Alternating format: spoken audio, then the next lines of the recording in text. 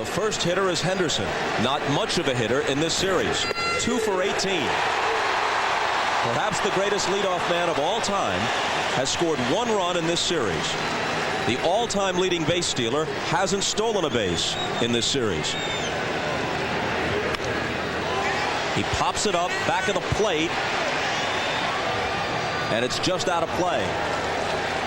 Let's take a look at the Braves defense. They've got to change tonight, but Chipper Jones at third base has been there every day. 2 errors in this series. I think a key guy is Brian Hunter at first base. Very good defense there.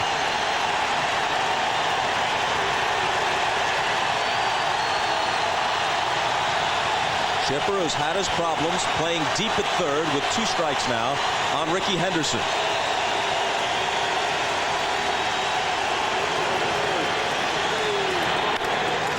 And he lines it into right field, a leadoff hit.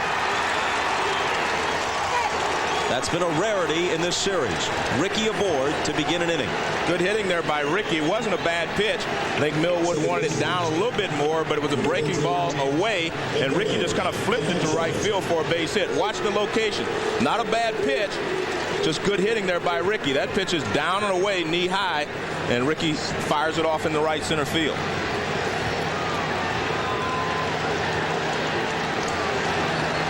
He bluffs the go, and it's strike 1 to Edgardo Alfonzo. Rickey stole 6 bases in the division series, but he doesn't have a stolen base so far here in the LCS. Amid all the excitement of the tremendous 15th inning rally by the Mets, perhaps overlooked an important sacrifice bunt laid down by the man at the plate now, Edgardo Alfonzo.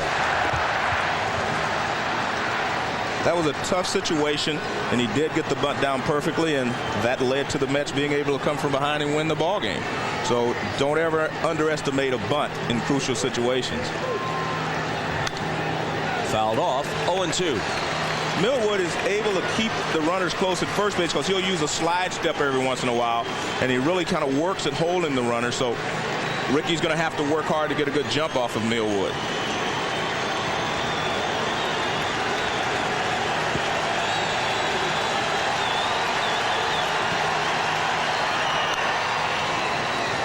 Another foul out of play.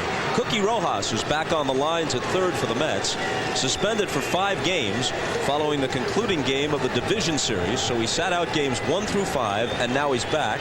Bruce Benedict returns to his usual role as Bobby Valentine's bench coach. Mookie Wilson is the Met coach at first. Another 0-2 pitch, but first Rickey is chased back.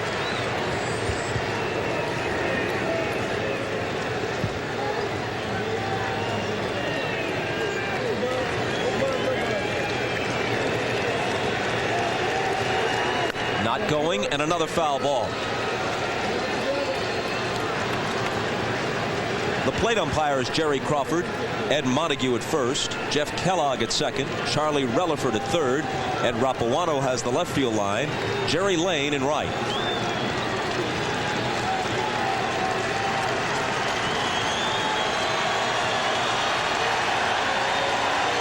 Again, he's not going, and this one is hit in the air to right.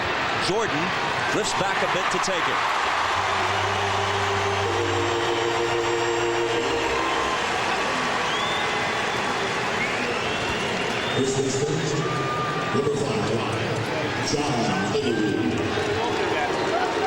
So Alfonso's retired, and that brings up Olaru, hitting .351 overall in the postseason.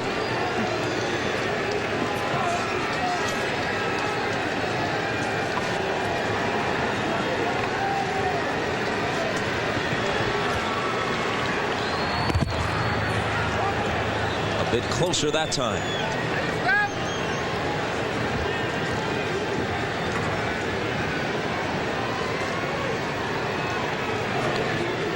Millwood, a 24-year-old North Carolinian, eyeing Henderson and Olaru, and starting John with a strike. And you see he's using that slide step that keeps Rickey close to first base. It's not allowing him to get a great jump over there. Millwood 6'4", 205. This is his 3rd year in the majors. His 0-1 pitch. Hit in the air to center. Easy play for Andrew Jones. Here at Turner Field, the ball carries pretty well down the lines and to straightaway left and right. But to center field and in the gaps, it doesn't carry well at all. Bob, we talked about Millwood being able to throw strikes and how he's holding Ricky Henderson tight. Watch this slide step. There's no way you can get a great jump off of that if you're a base stealer. He doesn't lift his leg. He just kind of slides to the plate. And on top of that, he's thrown 10 straight strikes in this ball game. Here's the wounded Piazza without an extra base hit in the postseason. Gimpy knee, swollen left thumb, bruised left hand, black and blue left forearm, knocked woozy by Brett Boone in Game 3 at a home plate collision, and in there in the cleanup spot for Game 6. And Bob, it appears to me that Ricky Henderson is giving up a little bit on trying to steal off of Millwood.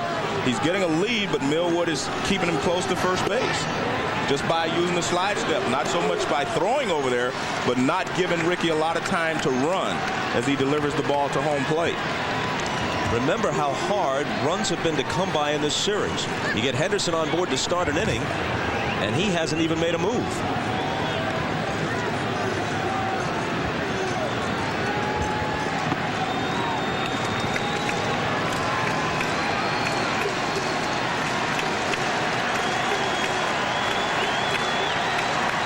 Going, and that one's in there. 2 balls and a strike.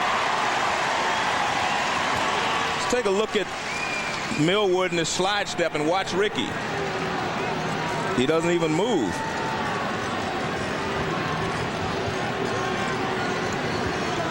Unless he's trying to decoy Millwood. 2 balls and 2 strikes. Piazza, who has only talked about his condition when asked, he's not complaining, says that at times he feels a tingling in his hands. If this were the regular season, there's no way he'd be in there.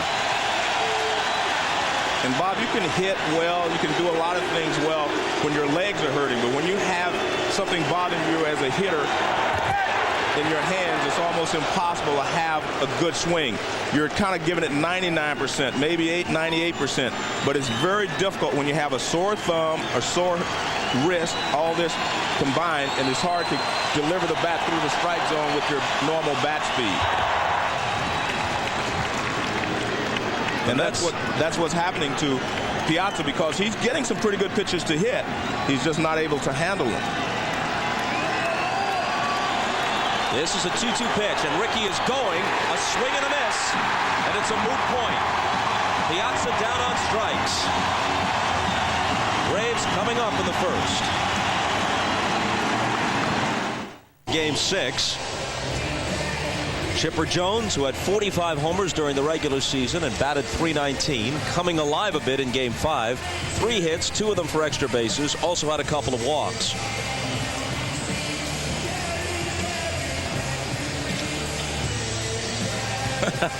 It's Mr. Larry in Atlanta. One of the 3 Stooges in New York. Here's Mr. Leiter. Well, I think it's important for the Mets, for Leiter to get off to a good start, and sometimes he's a little erratic at the beginning because he throws a high fastball and he throws a cutter, and he misses a lot in the early innings. If the Braves are patient, he may give them some help.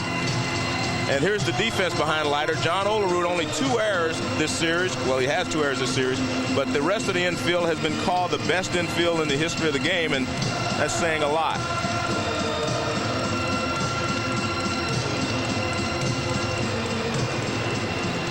So Leiter, a tough luck loser in Game 3 on an unearned run set up in part by his own error, goes to work on Gerald Williams. Called strike 1. And Gerald immediately asked home plate umpire Jerry Crawford, where was that pitch? He said it was down.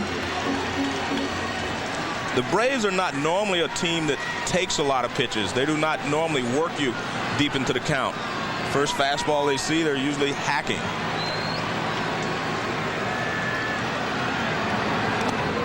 In the dirt, a ball and a strike. Walking through the Met clubhouse a couple of hours ago, the Bruce Springsteen was blaring. Starting pitcher gets to select the music, and Leiter from New Jersey prefers the boss. A fellow Jersey lad The 1-1 pitch. Inside and low, and Williams is hopping around as if it hit him.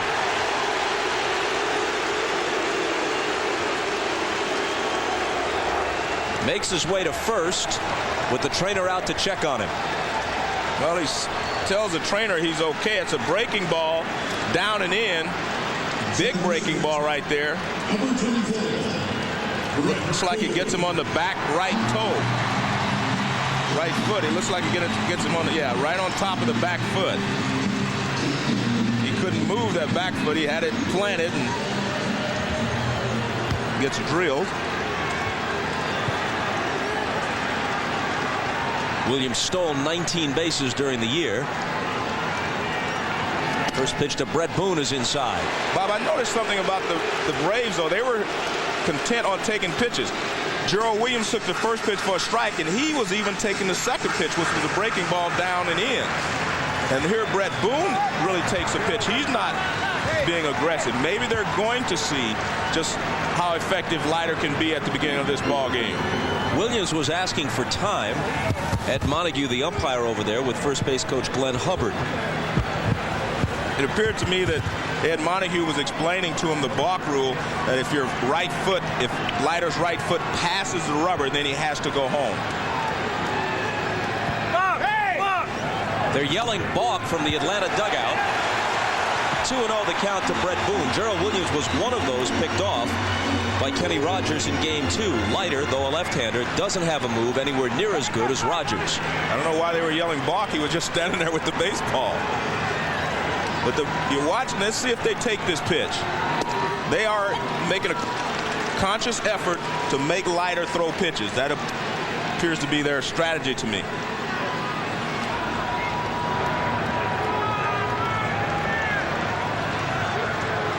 Williams at first, nobody out, and the 2-1 pitch to Brett Boone.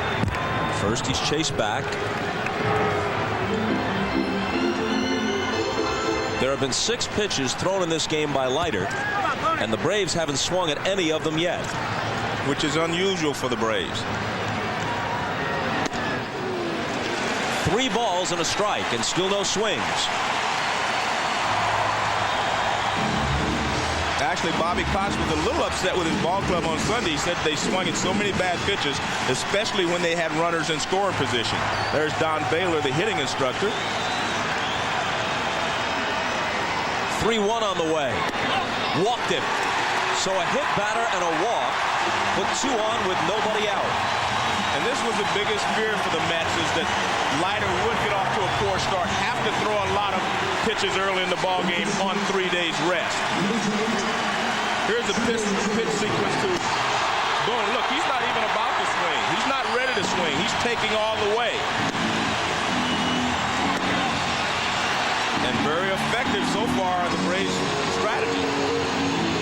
Remember, even if Leiter were relatively sharp, on 3 days rest, they might not be expecting 7 or 8 innings. They might be looking for 5 or 6.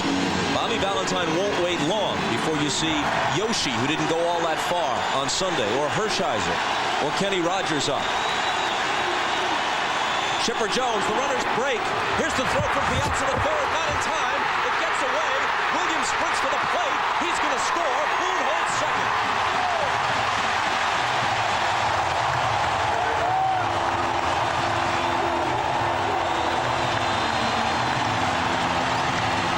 Remember in the game in New York where Leiter lost 1-0? Same situation, first and second. Gerald Williams takes off for third with Boone going to second. An error by Piazza allowed him to score. I don't know how they're going to score this one, but Gerald Williams comes in to score once again by being aggressive in the first inning against Al Leiter.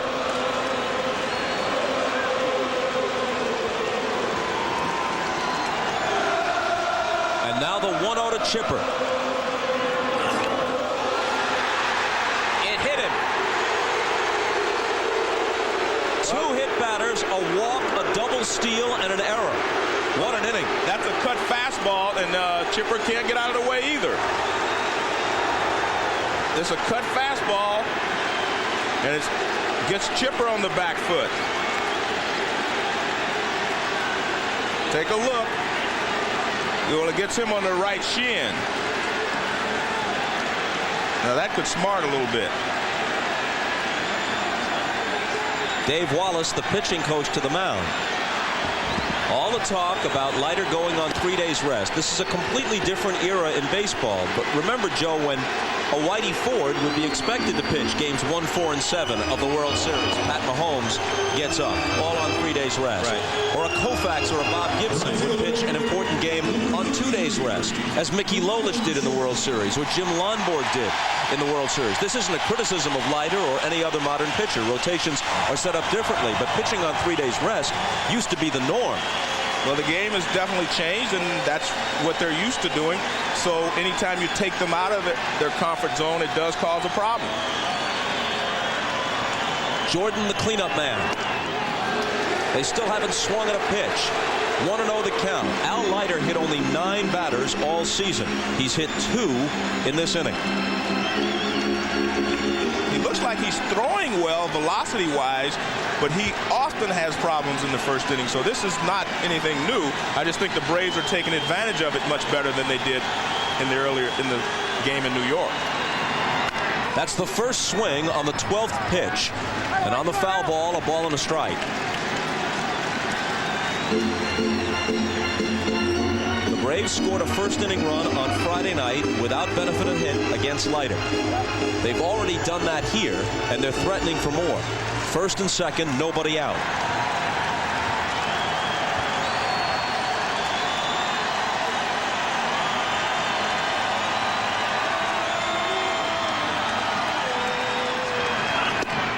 On the corner, strike 2. And if you're Leiter, you're still in pretty good shape if you can make one good pitch to get yourself a ground ball and maybe get a double play here. If you can keep their scoring to a minimum here, you're still okay.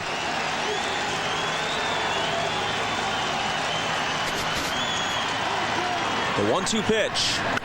Breaking ball hit toward the hole, and it's by the diving Ventura. Brett Boone being waved home. It's 2-0 Atlanta.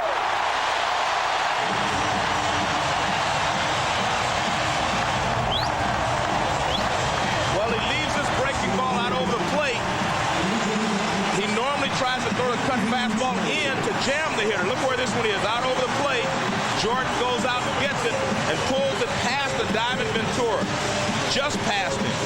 And Brett Boone comes in to score easily, and Chipper Jones stops at second.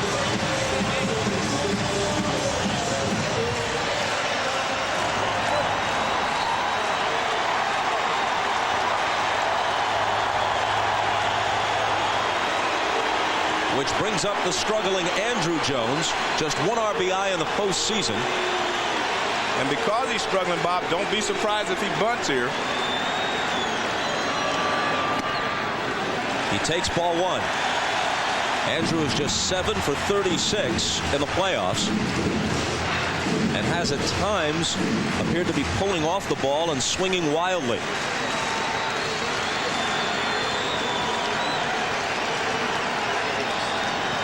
Leiter trying to weather the storm in the first. Threw it by him. Well, that's Andrew Jones' MO right there. A fastball, he will chase it up and out of the strike zone. Leiter threw it up high, and he went after it. He's not nearly as patient as some of the other Braves hitters can be in these situations.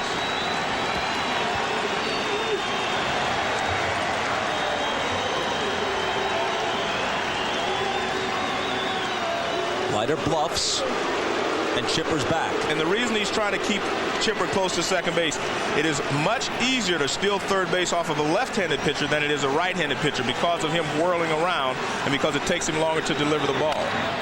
A little tapper out in front. Leiter heads up to second. He pulled him off the bat.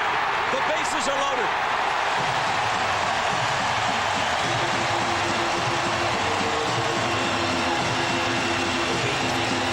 Bad communication there, Bob, between the catcher and the pitcher. The catcher is supposed to be yelling, and he should be going to first base with this ball. The catcher should be yelling right now, first base, first base. He turns and fires. It's going to be a close play at second anyway. Here's Chipper Jones leading away. It's a chopper right out in front of the mound. Now he charges. He gets it very quickly. Now he throws to second. Now watch. You see Brian Jordan, he's already there. The play should have gone to first base. It appears that Jordan may have injured himself sliding into second base as the trainer goes out. Jordan is speedy, and he may have had it beaten, and the ruling is fielder's choice, not an error. Well, in game 3, first inning, he looks at second. Now he throws a poor throw to first base, pulls the run off. Now they double steal. Piazza throws it into center field. Gerald Williams comes in to score. Boone moves over to third base. They only got 1 run in the first inning in game 3, but so far they've got 2 runs, and they still have runners in scoring position. That is scored just as a fielder's choice, Bob, because it appeared to me that Jordan was going to beat the throw at second base anyway, so no error. Just a bad choice.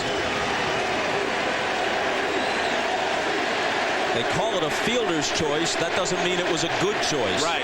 Definitely was not the proper choice. But someone has to help Leiter. They should be yelling first base all the way. You have a speedy runner at first in Brian Jordan. You have a good runner at second in Chipper Jones. And the ball's chopped in front of the plate.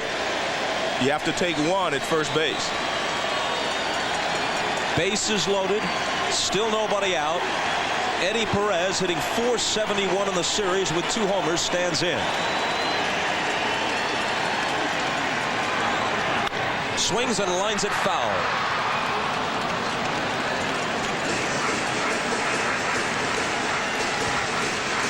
During the regular season, the Mets' entire team made 68 errors in 163 games. The extra regular season game, the wild card playoff, against the Reds. They have 7 errors in 5 games plus an inning in this series. 0-2.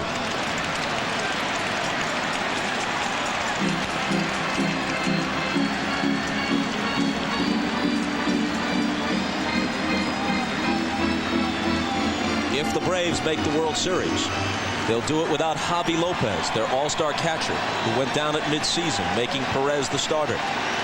Without Andres Galarraga all season long. The 0-2 pitch, way high and outside. Without Kerry Leitenberg, there's the big cat, Galarraga, who averaged 130 RBIs the last 2 seasons and gave them fine defense at first, and that's Javi Lopez, the sideline catcher, along with him. Without Kerry Leitenberg, who threw out the first ball tonight, was to have been their closer, Rocker took that role. 1-2 pitch to Perez. Foul back. And Bob, because of all those injuries, because of all the problems the Braves have had, that's why Bobby Cox was named the Sporting News Manager of the Year, because he did such a great job to keep this team together through all those problems and still win over 100 ball games.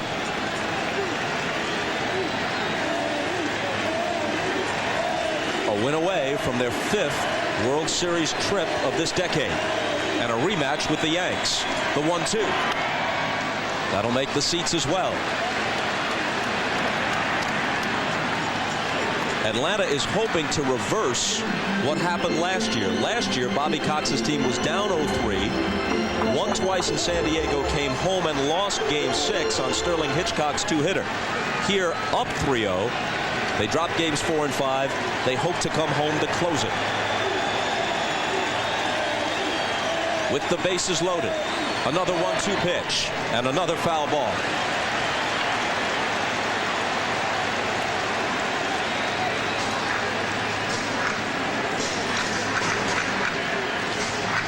Bases loaded, nobody out. Chipper Jones at third, Brian Jordan at second, Andrew Jones away from first.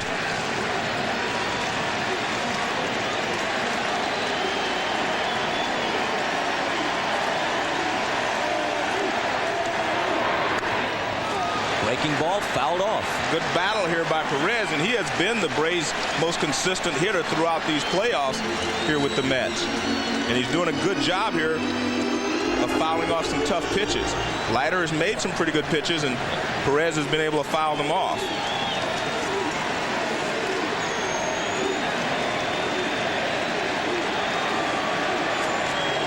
Another 1-2 pitch. And a line drive, base hit. 2 runs will score. Jones in. Jordan right behind him. 4-0 Atlanta.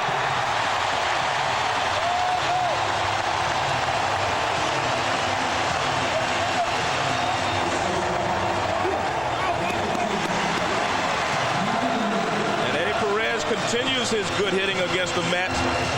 And it's unfortunate for Leiter that Perez was the guy with the bases loaded. He fights off a lot of pitches. Now Leiter comes with the fastball. He tries to get a cutter in, and Perez rips it over the head of the second baseman, Alfonso, and drives in 2 runs and allows Andrew Jones to go around the third. Good hitting here. He's demonstrated a good bat throughout this series, and he continues. Leiter threw 25 pitches, didn't retire a hitter, pitching on 3 days rest, and now may have all fall and winter to rest. 4-0 Atlanta. Mahomes in. Brian Hunter to the plate, swings on the first pitch, skies it into left center field. Over for the catch is Hamilton, but a 5th run will score as tagging to come across is Andrew Jones. Sacrifice fly for Brian Hunter, who at this point will take it. He's still hitless in the postseason. If you're the Braves, all you want to do is move the runners. You would like to get a base hit, but the job is done when you get the ball to the outfield and allow Andrew Jones to score. Good job there by Hunter to get the ball into the air, deep enough for Andrew Jones, who is a speedy base runner, to score. Hamilton throws toward the plate, but no chance there. Ventura does a good job and cuts the ball off. So good job there by Brian Hunter. Even the first out plates a run. That's the kind of inning it's been for the Braves. Look, Bob, I can't tell you how smart I think the Braves have been in working Leiter, the first 2 hitters. Gerald Williams and Brett Boone, usually 2 first pitch hackers. They took some pitches, they allowed Leiter to help them out, and now they've put 5 on the board. Fastball thrown by Weiss, 0-2. Mahomes was 8-0 this year. Those are his figures in the postseason.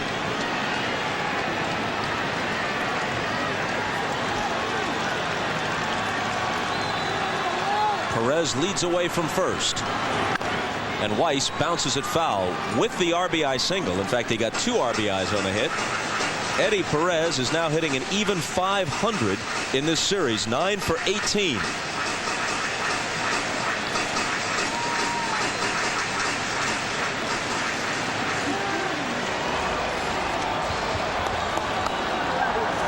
Kevin Millwood, the pitcher who's been staked to a 5-0 lead, is on deck.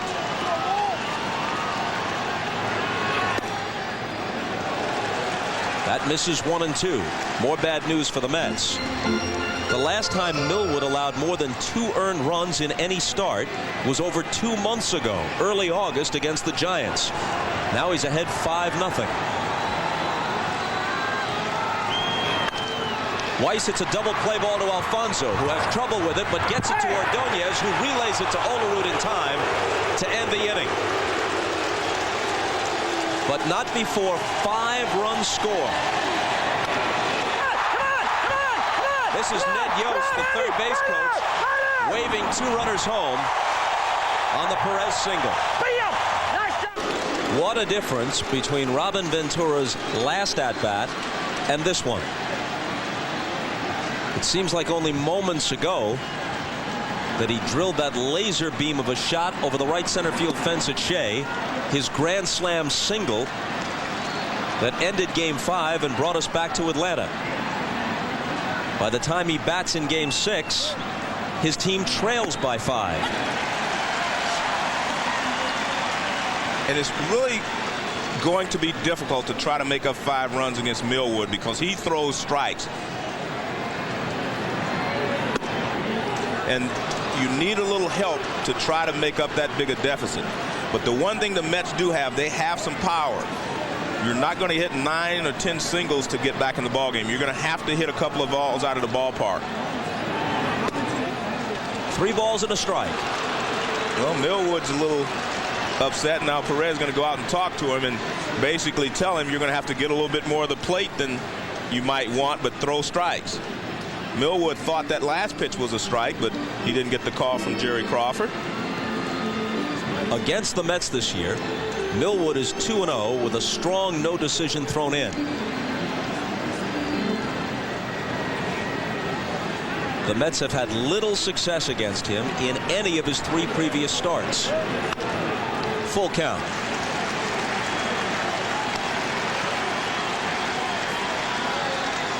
Ventura, the 32-year-old Californian who was a member of the 1988 Olympic baseball team. Longtime member of the White Sox. This is first season with the Mets. Lofts this one on the infield. Brian Hunter comes in from first to take it. And we check with Craig Sager. When Leiter walked off the mound, few words were said. However, he did confirm with pitching coach Dave Wallace what Joe Morgan pointed out, that he could not throw any of his pitches for strikes. Bobby Valentine then asked Wallace how he looked in warm-up, and he said fine, but apparently that's where he lost his control on the way to the mound. Bob? Craig, thanks very much. Leiter is a tremendous competitor.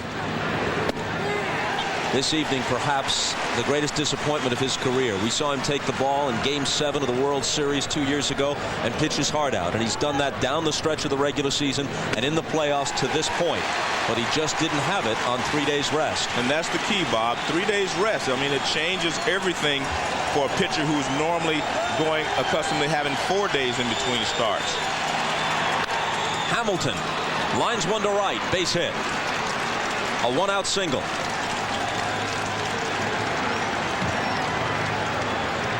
Our aerial views are courtesy of the Goodyear Tire and Rubber Company. Overhead, Goodyear's blimp stars and stripes, continuing a 75-year tradition of making appearances at major events.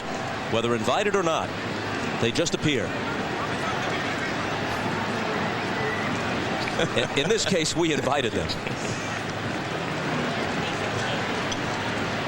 Here's Roger Cedeno, 6 for 10 in this series.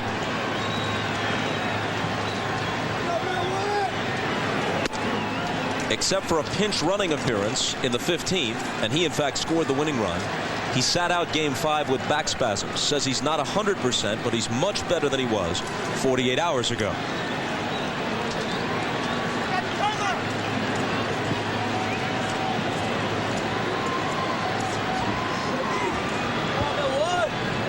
Pitch.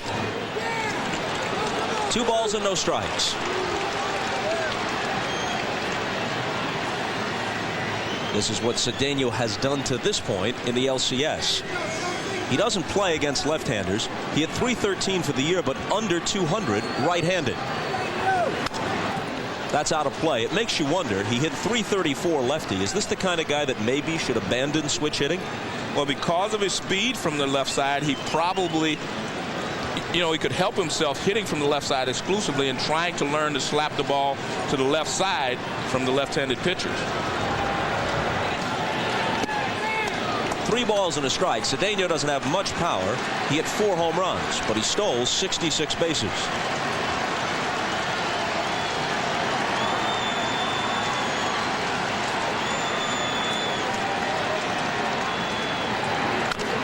A chopper which is grabbed by Hunter. He looked at second. He sprints instead to first for the unassisted putout. What happened there is that when he looked to second base, he had time to go to second base, but the base runner was in between he and the shortstop, between him and the shortstop. Good job by Darrell Hamilton here. The ball is chopped. Right here, Hunter has a shot, but he doesn't want to take a chance of hitting the base runner, so he just makes sure of one at first base, which is the proper play. See, right there, Darrell Hamilton is between him and the shortstop, so he decides to take one, which is the proper thing to do. Make sure of one. And you have Ordonez, who isn't hitting at all, coming up with 2 out now, so why open the door to a possible big inning? When you're ahead in the ball game, you force the other team to catch you. Do not make any mistakes that will help them to come back on you. Ordonez is 1 for 20 in the series.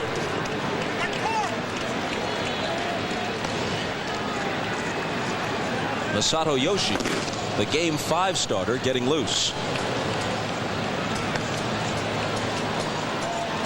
Mahomes is in the on-deck circle, but Craig Sager tells us if Ordonez reaches, Bobby Bonilla will pinch hit.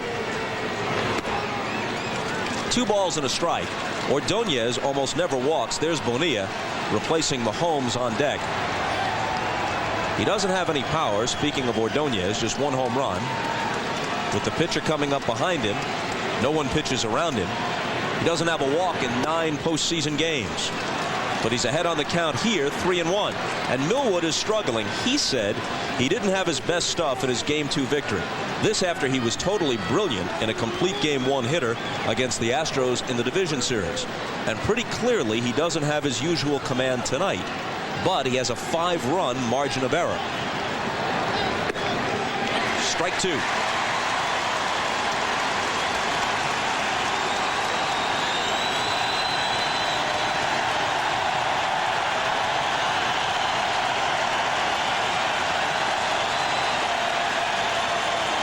Payoff pitch, and Ordonez rolls it to the right side. Brett Boone up with it, and the Mets are gone in the second. Hoping for trip number 5 in the decade to the World Series. The Braves lead by Pat Mahomes on the hill as the bottom of the second rolls round. Kevin Millwood would start it. Pretty good hitter, 154, had a homer.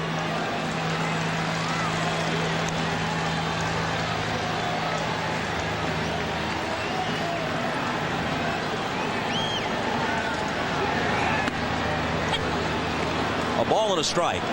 If Ray Ordonez had reached base, Bobby Bonilla, as we said, was going to bat for Mahomes, because then one swing could make it 5-3.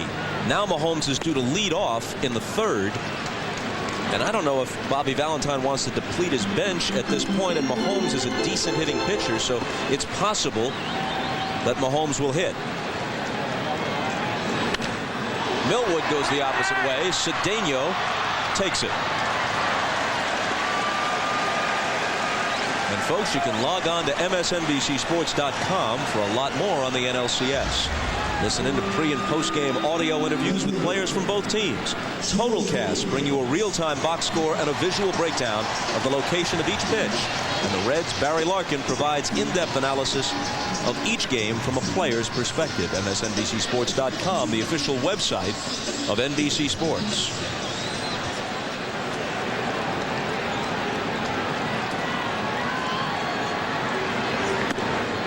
Ball 1 to Gerald Williams, who started the 5-run first when he was hit by a pitch. Later stole a base and scored. A pop-up to the right side. Olerud near the line. Into foul ground to squeeze it.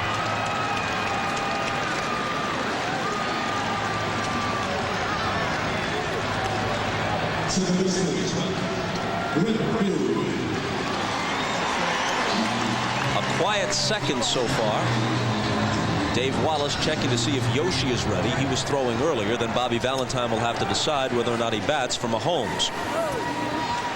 2 out, nobody on, and a strike to Brett Boone. The Braves set a record for futility in Game 5, stranding 19 runners. They scored 5 times in the first and didn't leave anybody on. Let's check with Craig Sager. Well, there's no question Bobby Valentine's not going to wait. He has Sean Dunston here. He told him get ready, because if he gets through this inning, you will pinch hit for Pat Mahomes. Bob? There's your answer. Thanks, Craig.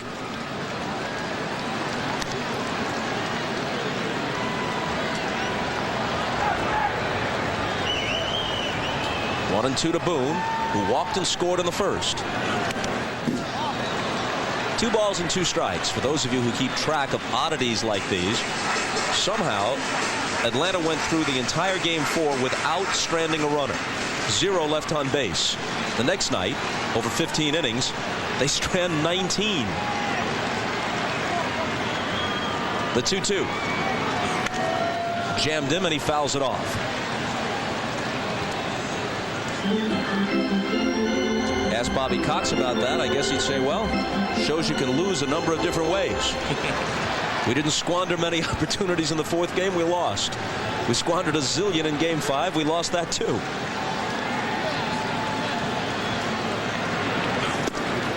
Boone swings and misses, and Mahomes sets the Braves down in order in the 2nd. Dunston will bat for him when we go to the 3rd. But at the last minute, Bobby Valentine, mind turning, changed his mind to put Pat Mahomes back in and told Sean he'll have to wait. Bob?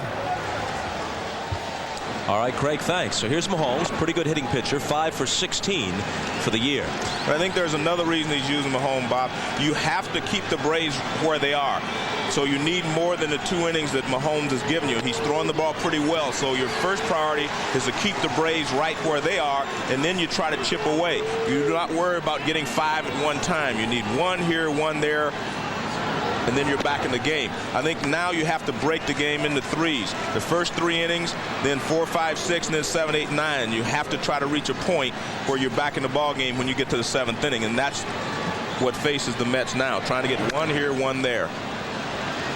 Fouled off, 2-2. The biggest deficit the Mets have overcome this year was 6 runs back in May against the Phillies. Down 6-0. They won 9-7.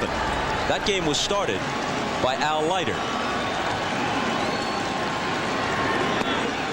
Called strike 3, and Mahomes is out. The biggest lead that the Braves have blown this year was 5 runs. Also against the Phillies in July. They led 5-0. They lost 6-5. That game was started by Kevin Millwood. A lot of coincidences here, huh? Mahomes not happy. He thought that the pitch was low, but his job is to hold the Braves right where they are and give his team an opportunity to try to work their way back into this ball game. Rickey Henderson singled his first time up. Ball 1 high. Rickey is 3 for 19 in the series, as you see, but he hasn't reached base via the walk as he usually does. He doesn't have a single base on balls in this series. He chops it to Chipper Jones, whose low throw is scooped up by Brian Hunter.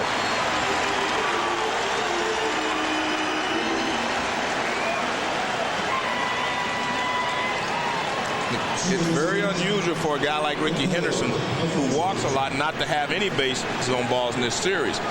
It's a routine play by Chipper, but his throw is a little low, but Brian Hunter, a good first baseman, digs it out. How unusual is it for Rickey Henderson not to have any walks? Right. 2 men in baseball history have walked more in their careers than Rickey Henderson. Their names are Babe Ruth and Ted Williams. And he walked 4 times in 68 at-bats this season against the Braves, but none in this series. Ball 1 to Alfonso.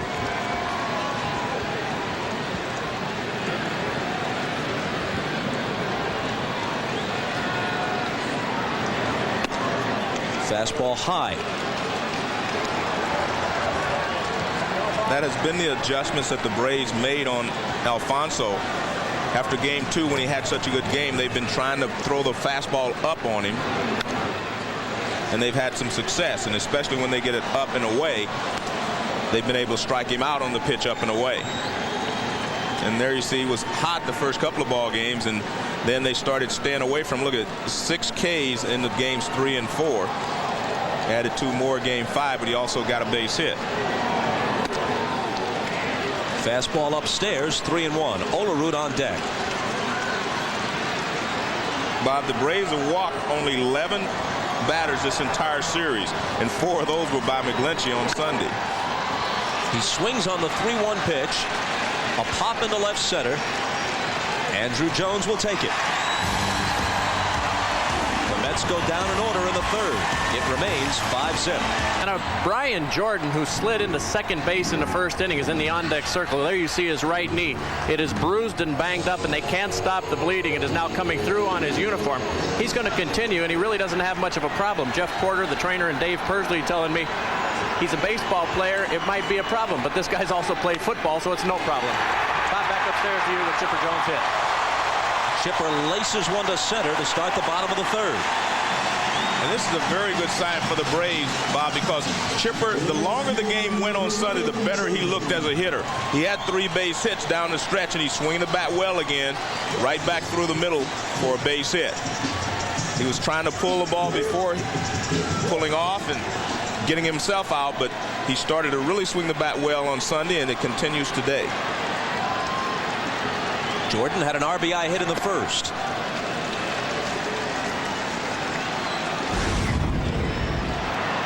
Here's first inning base hit, a breaking ball out over the plate. He finds a hole on the left side and contributes to the Braves' 5-run first inning.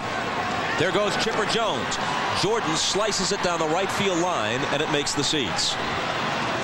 And I think this is a good idea if you're the Braves. You have a 5-0 lead, but it's only the third inning.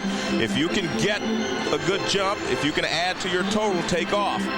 In this day and age, a lot of teams are able to score 5 or 6 runs in a ball game. Not too often against the Braves pitching staff, but you want to guard against that if you can. Do not give them any hope.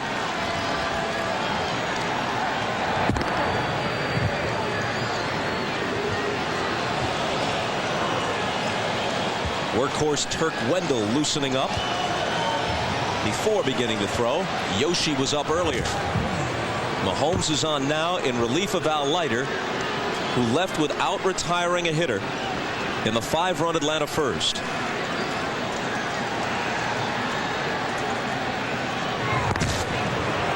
Chipper stole 25 bases this year. Excellent percentage. He was caught only 3 times.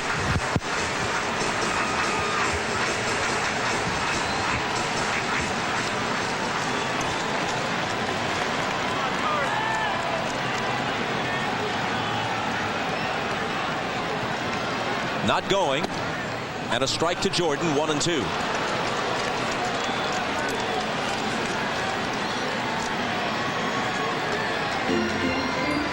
Remember, Brian Jordan, like his former teammate Deion Sanders, was a two-sport star, football and baseball. So a little scrape on the knee. I mean, you came out of a football game with something like that, you'd be expelled from the fraternity. That doesn't even make the injury report in the NFL.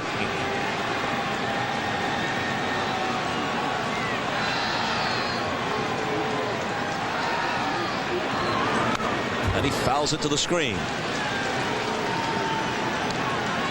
Brian was a little upset in the ball game Sunday because they sent Lockhart to the plate. He was thrown out by quite a bit, and Brian was on deck, and he felt like they should have stopped him, but they still wouldn't have pitched to Brian. They would have walked him and, pitched to Brian Hunter, who was after him. But he was still upset, and that's the type of competitor he is. He wants a chance to drive in a run.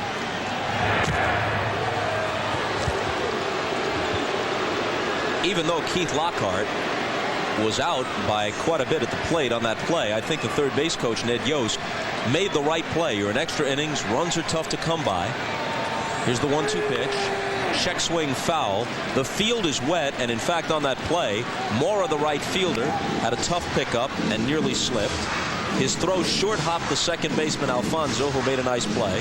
Alfonso's throw was a tough one to handle at the plate for Piazza, but Mike did make the play and applied the tag. But when you have that many things that can go wrong, and there's 2 outs anyway, you might as well make them make the play. Chipper Jones is running. Jordan bounces it, and here's Ordonez on the second base side of the bag to take it in stride and throw him out. Well, it was a good play by Ordonez, but he was covering the bag. He was going to cover at second base because the pitch was supposed to be a fastball away. He was going to cover, so that allowed him to continue on and cut in front of second baseman Edgardo Alfonso and make the play. Now watch up here. See, he's going to cover, and that's why he's so far along. I mean, this is almost straightaway second base, and he cuts over in front and makes the play. Andrew Jones with Chipper Jones at second, fouls it away.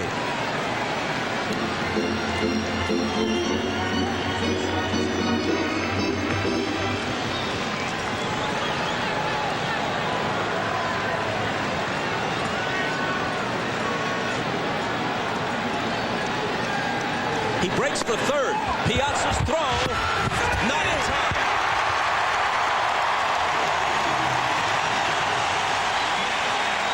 Tell you what, Bob, Larry came to play. Larry's set up, he's trying to manufacture a run all by himself here as he takes off at third base. Piazza's throw is there, but he got such a good jump from second base that he slides in safely. Here's the throw. Piazza's throws on the outside, but you can see that Chipper slides in ahead of the tag by Ventura. Now the infield has to come in, and a ball low. Let's take a look at the tag. See, not even close at third base. Piazza's throw was on the foul side, but he had a great jump off of Mahomes from second base. See Mike's reaction. And now a chance to add to the 5-0 lead. A bouncing ball. Alfonso charges, keeps the runner at third and throws him out. So Andrew Jones continues to struggle.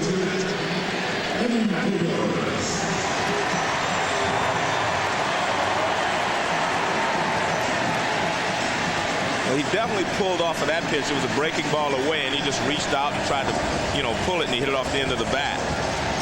This is the kind of pitch with 2 strikes. You look for a young player, and he's got to try to go back through the middle of the other way. So it's a breaking ball away, a little slider, and he hits it off the end of the bat because he wasn't going that way. Eddie Perez, who had the big hit in the first, a bases loaded single that produced 2 and made it 4-0. Ordonez scoops this one up, and the Mets avoid further trouble. Jones got to third with 1 out, couldn't score, still 5-0. Kevin Millwood has not been sharp. He's thrown 48 pitches through 3 innings.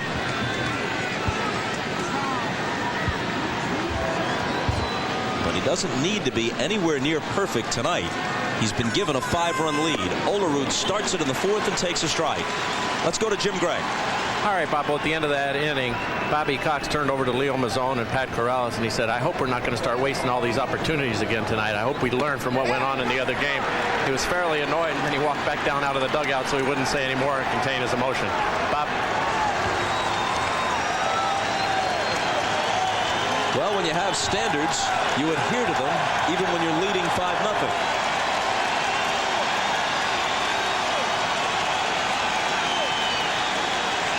The 0-2 pitch. Struck him out on 3 pitches. That brings up Piazza, just playing on grit, Joe. Well, he has, and he's had some tough collisions at home plate. He's been hit by backswings. He's tripped over first baseman's foot, and he's taken a lot of foul tips off his body, and he's been run over by a lot of base runners, but he has held on to the ball each and every time. He's never dropped the ball on those collisions. He struck out on the first, and he fouls this one off. The Mets are carrying only 2 catchers. If Piazza had to go out and then something happened to Todd Pratt, they'd have to reactivate Jesse Gonder and Choo-Choo Coleman.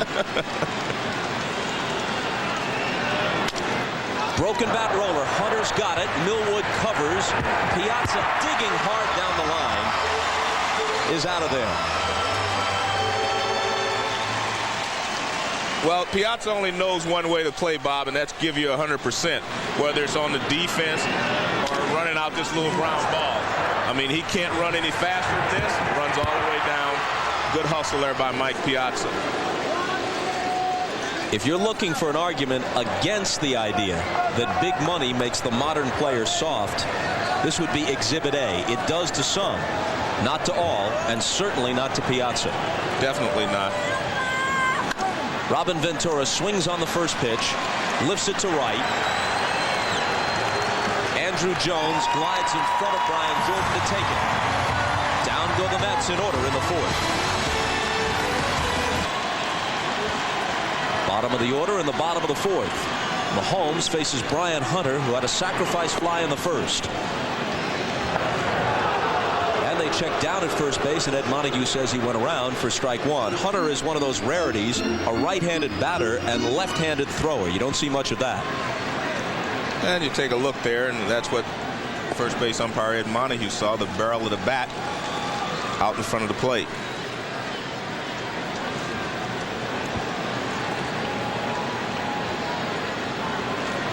A ball and a strike. They check again. Different result this time. 2-1.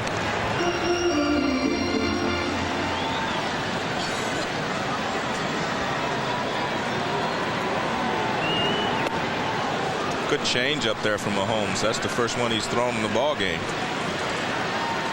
Watch the motion. I mean, good motion. Everything looks the same as a fastball. And it's right there in the middle of the plate, but Brian Hunter way out in front. Full count now.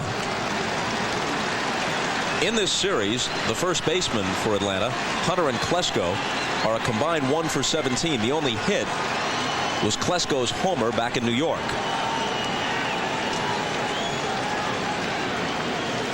A blast that gave them the lead in Game 4 and put them on the verge of a sweep. Mets rallied to win that one. And came the Game 5 epic. That brought us to Game 6. Check swing sounded like a broken bat.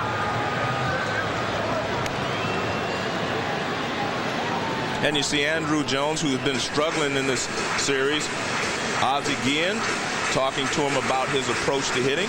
Gerald Williams standing there. Both of them giving a lot of encouragement, I'm sure, and said, hey, hang with them. We're going to need you if we go farther into the playoffs.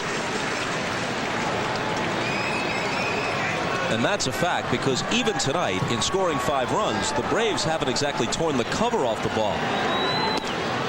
Hunter lays off and draws a leadoff walk. This Thursday on NBC, a full night of must-see TV headed your way, with all new episodes of all the comedies, plus a new ER. Television's biggest night, must-see TV, Thursday on NBC. You look back at the first, 2 hit batters, a walk, an error, a double steal, a botched play that turned into a fielder's choice. Hunter breaks from first. They pitch out, and Piazza's throw is still waiting.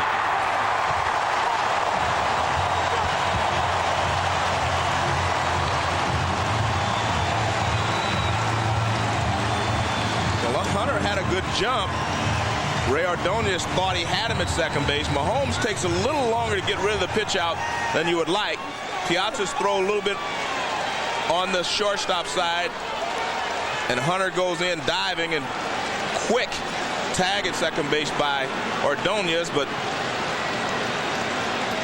very close play. But Jeff Kellogg says no. Ball 1 to Walt Weiss with Millwood on deck.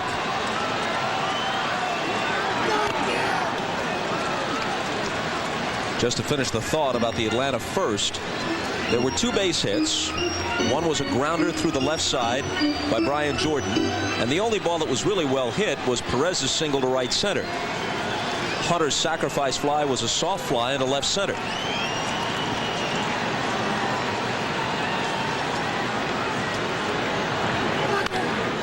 Toward the middle, Ordonez scoops it up, throws on the run and gets him.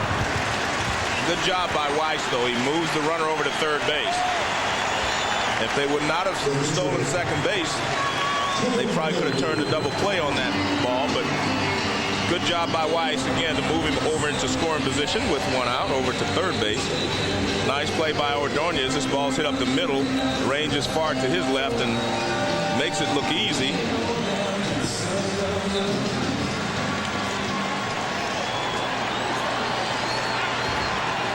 The infield comes in, and Dave Wallace, the pitching coach, comes out. I think what they're going to talk about is, in case of the squeeze, what they want Mahomes to do. See, there's 2 things you do with a squeeze. You can knock the hitter down, or you can try to throw the ball outside in a pitch-out situation. It's easier to knock the hitter down if he's right-handed, because then it allows the catcher to catch the ball and be on the side to tag the runner out coming in. So we'll see if they try to come inside or whether they try to throw a normal pitch out. They're definitely aware that he might try to squeeze here. We've seen each team attempt the squeeze in this series, and each team botch it. We were talking to Bobby Cox about the Greg Maddux attempt with the bases loaded in Game 5, and he was very surprised. He said, in all my years in the game, going on 40 years, the 2 best bunters I've seen are Greg Maddux and Tom Glavine. But Greg couldn't get it down. A bluff toward third. Well, he was shocked when we told him, though, that pitch wasn't down the middle to Maddux. He thought it was down the middle and he had missed it, but the ball actually sailed away from him. It was a tough pitch to bunt. An attempted 2-strike suicide squeeze bunt into a double play. All right, so here's Millwood. Appears to be swinging, takes outside. That's a cat and mouse game between the managers, because if you're Bobby Cox, you say, well, when does Bobby Valentine think I'm going to put the squeeze on? And you try to work away from that. And Bobby's trying to figure out when Bobby Cox is going to put it on, and he's going to call a pitch out then if he can. Millwood cuts and misses.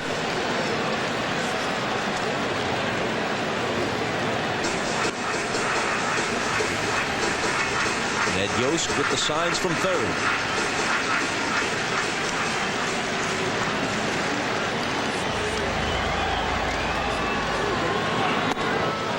One and two. Mahomes has some hop on that fastball now. I think that's, again, why they left him in. He was throwing the ball well, and at this point, that's what they need. They need to shut the Braves down for the rest of the game if they're going to have a chance to get back in this ball game. If the Mets put a man on in the fifth, Mahomes would be the next hitter. Fouled off. He's due to hit fourth in the fifth inning, and at that point, they couldn't wait. They'd have to bat for him. Exactly. So he's retired 9 of the 11 batters he has faced. And Bobby Cox has the luxury here of having a 5-0 lead. He can just let Millwood go ahead and swing. If he strikes out, so what? You still have Gerald Williams coming up with a chance to drive in the run from third. A broken bat liner caught by Mahomes, and it's a double play with the flip to Ventura. So it remains 5-0. Through. Obviously, he's going on contact because of watch. He takes off as soon as Millwood makes contact. He starts for the plate, and unfortunately, it's a line drive back to the pitcher, and it's a double play. Millwood faces Hamilton in the fifth and starts him with a strike. In each of the last 2 innings, the Braves got a man to third with 1 out, but couldn't increase their 5-0 lead.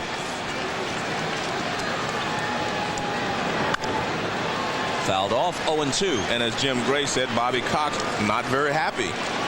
Even though he has a 5-0 lead, he doesn't want to squander those scoring opportunities that he gets in those situations. And Hamilton starts the fifth with a base hit to center. He's 2 for 2.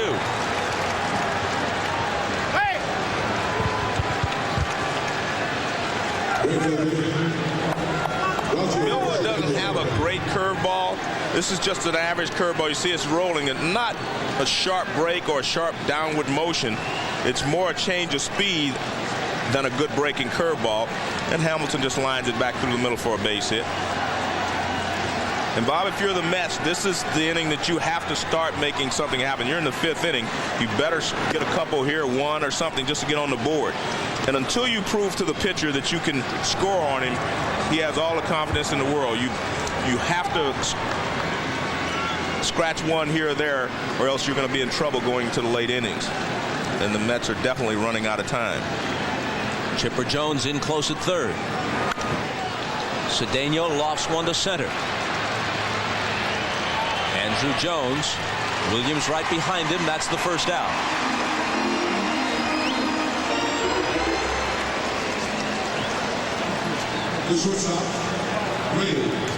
That brings up Ordonez. We mentioned earlier in the playoffs that Ordonez had improved considerably with the bat. Certainly not a terror at the plate, but he had ceased to be an automatic out, raising his batting average to .258. But in the postseason, he's been as close to an automatic out as you can be, now hitting .048. Can't catch up with the fastball.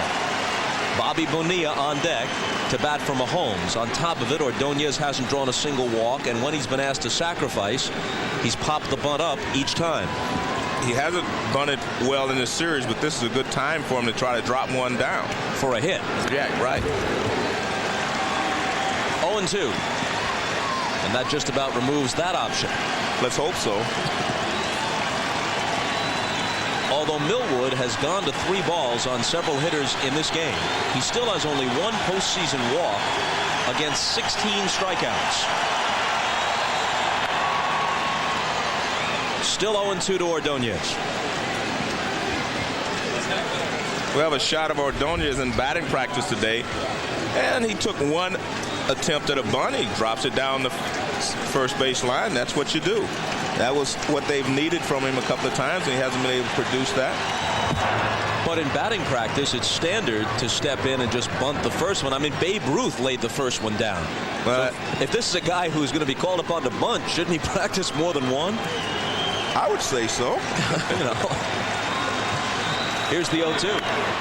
Fouled out of play. Well, let's take a look at the attempts he has made in this series. Game 2, he bunts it to Brian Jordan, almost into a double play. Game 4, he was trying to sacrifice. He pops it up. And, of course, in Game 5, same results yesterday in a sacrifice situation. And down he goes, chasing the high fastball. 4th strikeout for Millwood.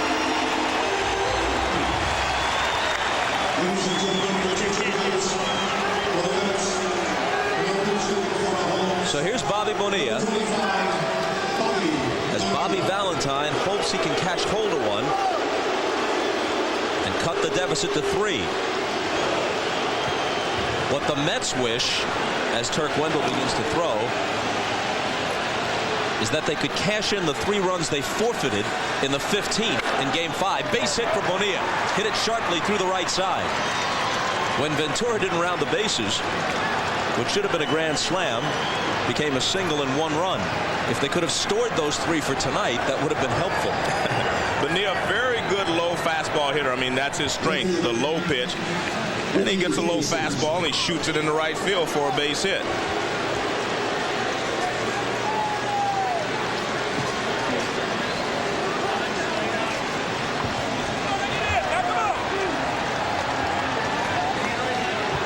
One big swing away from a ball game.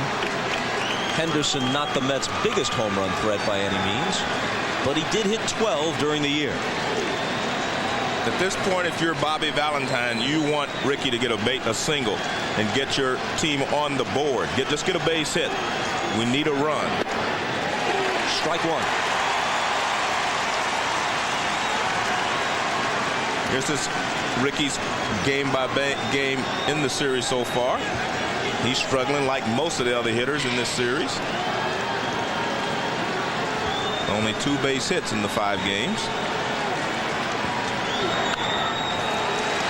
And Millwood gets ahead of him 0-2. Just this week, Ricky Henderson was named by the Sporting News as the comeback player of the year in the National League.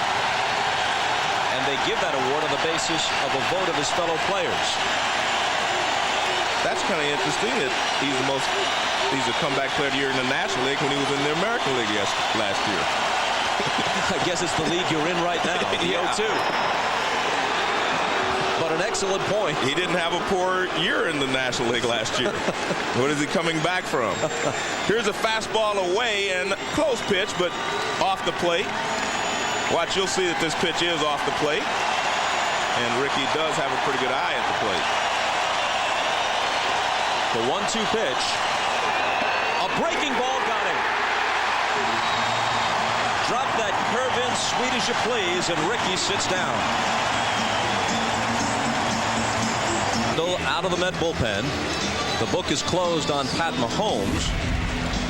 Bob, let's take a look at 2 curveballs. This one just rolls, so Hamilton lines it into center field for a base hit. Now watch how much this one breaks.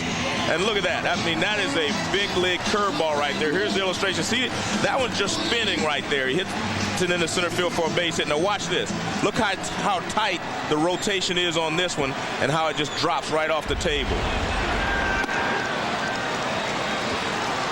Ball 1 to Gerald Williams in the bottom of the 5th. Pat Mahomes pitched 4 innings, allowed 1 hit, 1 walk, struck out 1, and held the Braves in check. When he came in, it was already 4-0. Nobody out. He allowed a sacrifice fly by Brian Hunter, the run charge to Leiter. Got the next guy, Weiss, to hit into a double play to end the disastrous first. Disastrous from the Met perspective. And then threw 3 more innings of scoreless ball. Now they hand the ball to Wendell. 2-2.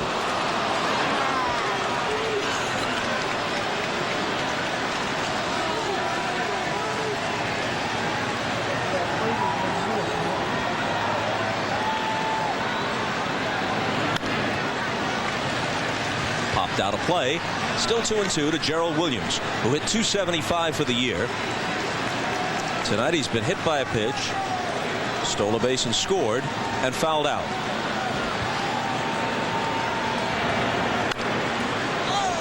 Breaking ball again, fouled out of play.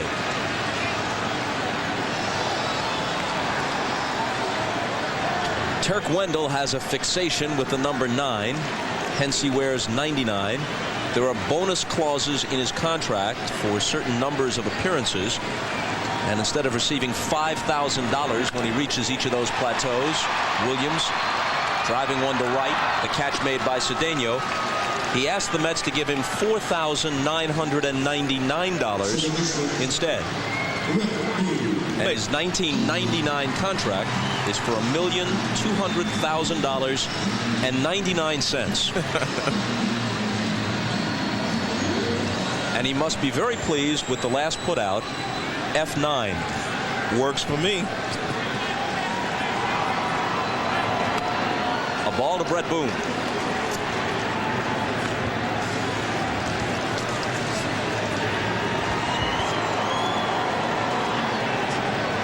Brett has walked and struck out. Swings from his heels and comes up empty. Bob, because of the fact that the Braves have not scored any runs since the first inning, you really have to give them credit for their game plan in attacking Leiter. And that was not to attack him. Take a lot of pitches, get him into jams, and score some runs. Because you take away the first inning and it's a nothing ball game again. So you have to give them credit. Don Baylor, I'm sure he talked to them about being patient with Leiter at the beginning of the ball game. And it worked.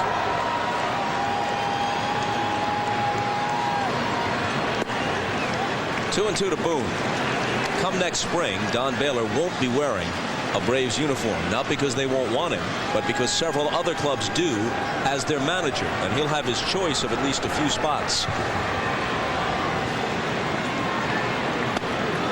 Got him on the breaking ball. Second time tonight, Boone is struck out. And you can check out an all-new ER. NBC Thursday. A boy's secret is revealed. Oh my God! A secret that could tear apart the ER. Just a minute. All new ER. NBC Thursday. 2 out, nobody on for Chipper Jones. Hit by a pitch, single, stole a base. Very likely this year's National League MVP. If so, he'll be the first Brave to win the award since Terry Pendleton in 1991. Shallow left field. Henderson in, Ordonez out, Rickey for the catch.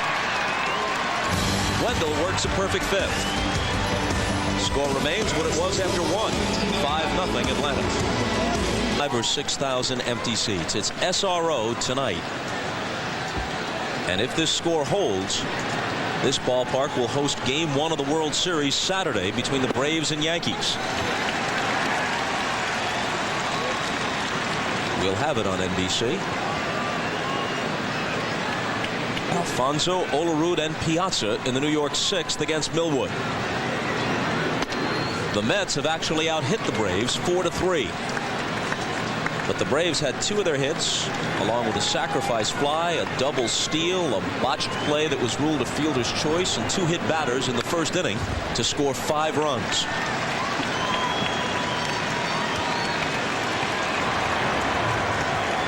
Maddox and Smoltz laughing it up, and why not at this point?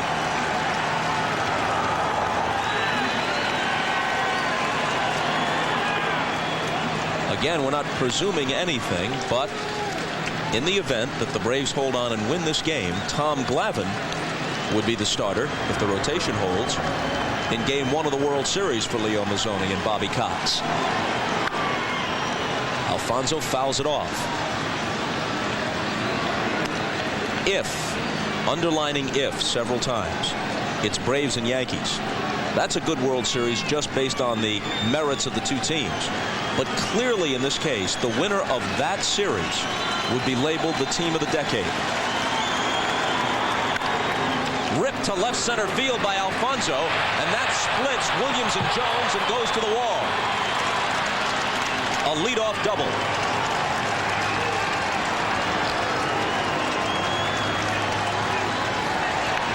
Edgardo had been struggling since the second game of this series, but I mean, this is a rocket. He takes his low fastball and just puts a charge into it, and he splits the outfielders, and he leads off with a double. I mean, that is a bullet that finds the gap before Gerald Williams or Andrew Jones can get close to it.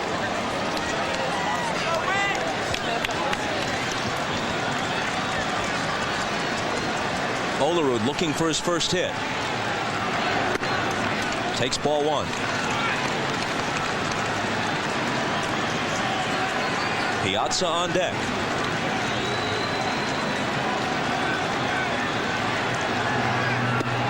Fastball in there.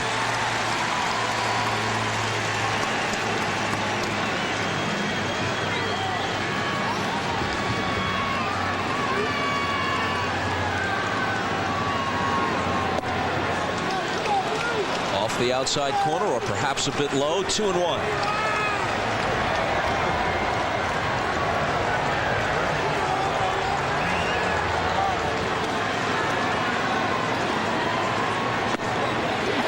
Is on the outside edge, evening the count at 2-2. John Olerud standing there trying to get a ball that he could drive, hoping that on 2-1 Millwood would make a mistake, middle of the plate in, but he drills the outside corner again.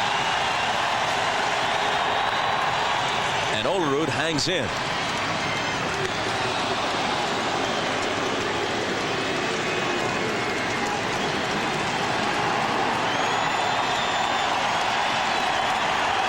Saturday, the Braves were 6 outs from the World Series and couldn't get them. The next night, they were 3 outs from the World Series. Couldn't get them. Bouncing ball, Weiss can't get that. Into center field. Alfonso is stopped at third by Cookie Rojas. The throw comes all the way through, but Olerud isn't going anywhere. First and third, nobody out.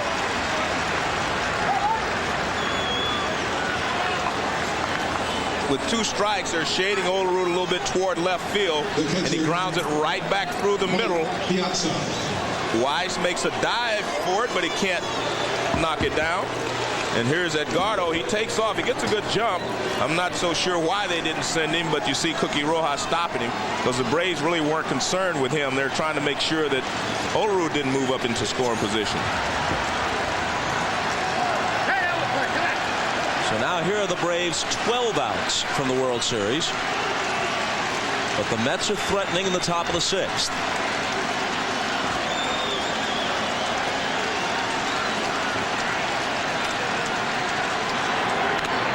Piazza fouls it off, and it got a piece of his counterpart, the Braves catcher Eddie Perez. Well, Piazza doesn't have an extra base hit in the entire postseason, and he gets a pitch to hit. Mike Piazza does not miss that pitch normally, so I've got to think that his hands are hurting him a lot more than he's given on. That was Mike Piazza's hit. You do not hit over 300 every year, drive in over 100 runs, hit 40 home runs a year, and miss pitches like that.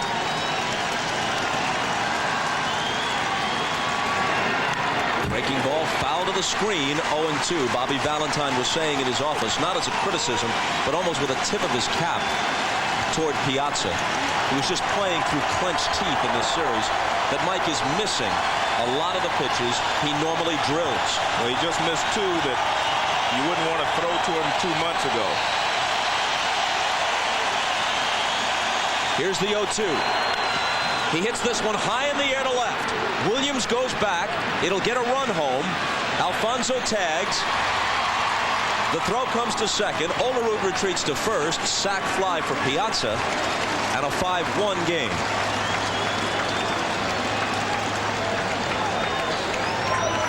Let's take a look at these pitches, and these are pitches that a lot of big league hitters would hit, especially a good hitter like, look at that, right down the middle of the plate. That one's on the inside part of the plate. And remember, these are breaking balls, not good movement, moving fastballs. These are breaking balls that aren't really moving a lot. And Mike, very frustrated. Look at that. I mean, he's frustrated. He knows that he had good pitches to hit and couldn't handle them. Terry Mulholland getting loose. A ball to Ventura, who's 0 for 2. Bobby Ventura names his bat. Names like Stumpy, El Negro, Big Country. And I think he should have named the one he used on Sunday, Big Fly. Rips this one down the right field line. It's in there for extra bases. Olerud on his way to third. Rojas waving him on, but then stops him when he reaches third base. And Ventura pulls him with a double. And this is important not just because there's an uprising, but they have been able to score one run. And again, a pitcher feels like he's bulletproof out there until you put a run on the board. And they have hit some balls hard. And again, right there, and Ventura rips it into the corner. He has not made great pitches this inning. And he's very fortunate that the pitches he threw to Piazza were not hammered. A double, a single, a sacrifice fly. Then Ventura whistles one into the right field corner for a double. All this brings Leo Mazzoni to the mound, but now the Braves pitching coach returns, about to be seated alongside Bobby Cox. The Mets are a single away from getting back in this game. Ventura's got a gimpy knee, though. He doesn't run as well as he usually would as he leads away from second. Hit toward the middle. Boone can't get it. One run home. Rojas waves Ventura on. It's 5-3. And Hamilton is 3 for 3.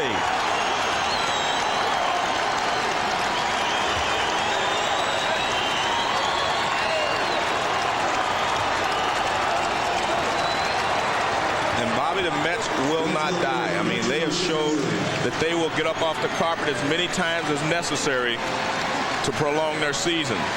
Little fastball out over the plate. Hamilton doesn't try to do too much with it. Grounds it right back through the middle. Boone makes a valiant attempt to keep it on the infield. He can't do so. It actually goes off his right arm. And Hamilton's at first, and it's a 5-3 Atlanta lead. They're going to bring in Mulholland. Cedeno, the next hitter, is a switch hitter, but much better lefty than right. So exit Millwood, enter Mulholland. You made the point earlier, you play the game in thirds. And that's because if you're the Mets and you're down, as they were 5-0, you do not have to try to get back in the game all at once. But by the time you get to the second third of this ball game, you have to be in the game. You can't go to the final third 5 runs down. So no matter what happens the rest of this inning, the Mets have accomplished a lot, and they still have a third of the ball game left. It started to drizzle as Mulholland comes in, and Agbayani now bats for Cedeno. First pitch to Benny is a ball.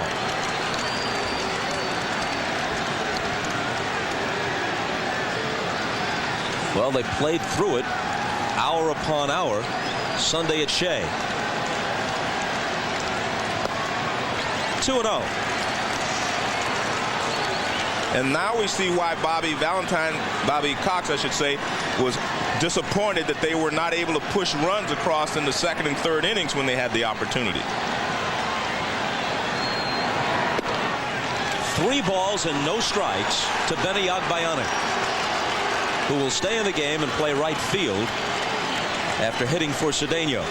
And the question is, what do you do with Ordonez if Agbayani gets on base? Strike 1. Among the 3 people throwing for the Braves is John Smoltz.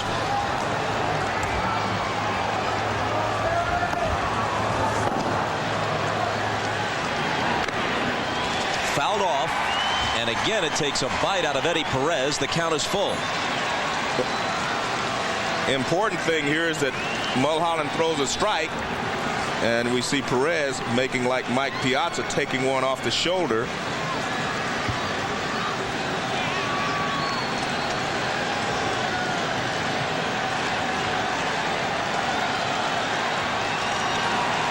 Umbrellas popping up all over Turner Field. It begins to rain a bit harder now.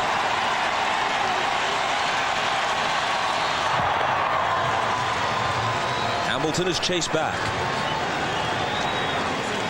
He's always been a pretty good base stealer. Works out in the offseason with the former Olympians Carl Lewis and Leroy Burrell. That'll get you ready for quick starts. He goes on the 3-2 pitch, and Agbayani rips it foul. Well, you see Bobby Valentine feels that he's back in this ball game now, so he's going to run in those situations. Earlier in the ball game, when you're down 4 runs or more, you do not run in these situations. 3 balls, 2 strikes. He sends Hamilton. He doesn't get a good jump, so it was up to Agbayani to put the ball in play. Not going this time. Ball 4. A pinch hit walk. 2 on, 1 out. 3 runs already home in the 6th. And Ordonez will hit. And I tell you what, Bobby, he's going to get another opportunity to advance the runners with a sacrifice.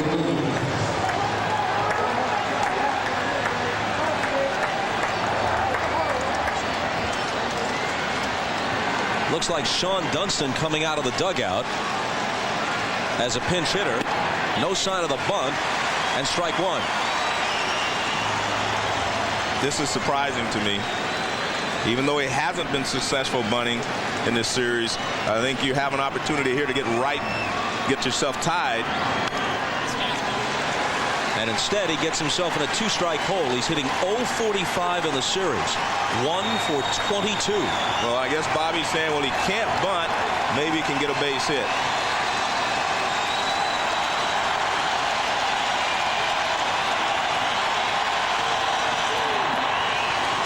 A ball and 2 strikes.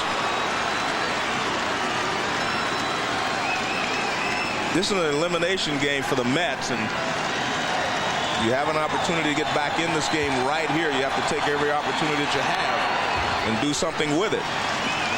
Because if you let the Braves out of this inning and you're still trailing by a couple of runs, they could retire the next 9 hitters without you getting another opportunity.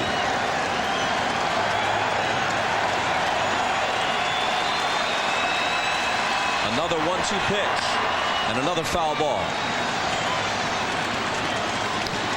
Let's take a look at this pitch. 1 ball, 2 strikes, up and out of the strike zone, and they were able to strike Ordonez out early in the ball game. I mean, that's almost shoulder high, but he's able to foul it off. So he is good. He is battling here, and you know, for his sake, you hope he can hang tough. He hits it hard. Weiss makes the catch and steps on the bag to end the inning. The kind of series it's been for Ordonez. He whacks this one, but in the wrong place, into Weiss's glove and into a double play. Wendell drilled Brian Jordan. Jordan glaring at him, but there's no way in the world Wendell wants to do this. No, it's a fastball up and in, and Jordan really, you know, late moving out of the way, gets him on the right hand, and that could be tough because it pins his right hand to the bat. See, his hand is still on the bat, and that's how you break a finger or break a knuckle, with your hand being pinned to the bat by the fastball. Now watch, his hand still on the bat, and you only hope that it was a grazing blow and didn't pin his hand to the bat.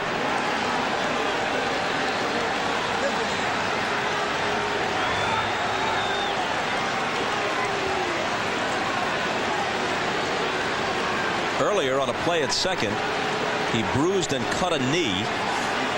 This could be a little more serious. Let's check with Jim Gray. Well, this is the wrist that has been giving him trouble all year long. In fact, it caused him to miss some time, Bob. It's on the right wrist, and it looks like that's where it's taken the grazing blow. We'll be able to talk to Jeff Porter when he comes in, the trainer, but this is the wrist that has really been hampering him, and has just gotten well over the course of the last 3 or 4 weeks and allowed him to be so productive as he has been in these playoff games. Bob? Let's watch it one more time, Joe. Fastball that just tails in. Jordan leans away, and it gets him on his right hand. And Jordan very unhappy with Wendell, and he's walking down the first baseline. He says something, but home plate umpire Jerry Crawford walks right along to keep him on his path to first base. Well, if Jordan went after Wendell, I don't think Turk could look to left field for Ricky Henderson to cover his back. Not after the words those two exchanged in New York over the weekend.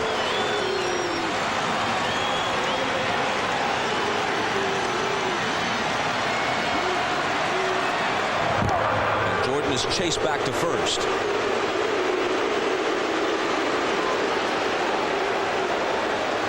As As we mentioned, Benny Agbayani stays in the game, plays right field after batting for Cedeno.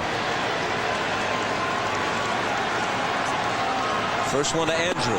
He shows bunt and takes a ball. And that tells you what Bobby Cox is thinking. He needs another run or two here, and he's going to try to sacrifice Brian Jordan into scoring position.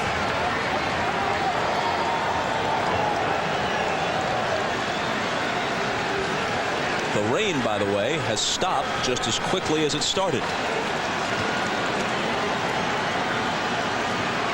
1-0 pitch. Tapped in front of the plate. Wendell goes to his knees, swings it over to Olerud, and pulls him off the bag. And for the Braves, that's better than a bunt, a swinging bunt.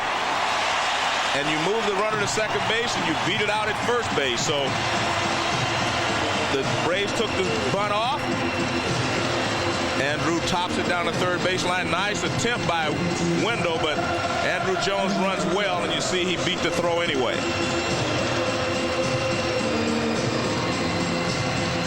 Nice play. I mean, he's probably learned that from watching Ordonez and Alfonso slide into the ball to stop your momentum. Now the Braves war chant and tomahawk chop from a crowd of 52,335, largest crowd ever here in the 3-year history of the ballpark, regular or postseason. They've drawn over 3 million fans in all 3 years since this park opened for baseball. Eddie Perez lays down the bunt. Olerud, with Alfonso covering, gets him. Successful sacrifice. That's the second time in this series that Eddie Perez, a catcher, has laid down a perfect bunt in a sacrifice spot. And again, this just tells you what Bobby Cox is doing. He takes his most productive hitter, the guy that's swinging the bat best, and he says, no, I need some more runs. So he has Perez bunt the ball. Now he moves 2 runners into scoring position. And really, he decided he wasn't going to let his best hitter swing the bat in this situation. And that's what his teammates do when you come back in. They congratulate him, say, great job.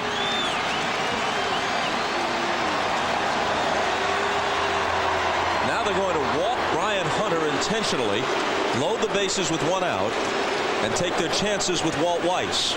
And I think you have to do this if you're the Mets. You have to give yourself a chance to try to get out of this without letting the Braves score another run. Double play is what you try to get here. You set up the double play by walking Hunter. It's not so much that you fear Hunter more than you do Weiss, but you want to set up a double play situation, and they force out at the plate. For more on Brian Jordan, we return to Jim Gray. All right, Bob. Well, there's quite a bit of relief down here on the Braves bench. Brian Jordan was struck by the pitch by Turk Wendell on his right index finger and his middle finger. It did not catch his wrist at all, according to Jeff Porter, the trainer. The right index finger is swelled up already just in the time that they went out and looked at it. He will be able to continue, but a great deal of relief because the wrist was not re-injured in any way. Bob? Thank you, Jim. This is another potential nightmare inning for the Mets. Hit batter, little squibbed infield hit, sacrifice, intentional walk, bases loaded, 1 out, infield at double play depth.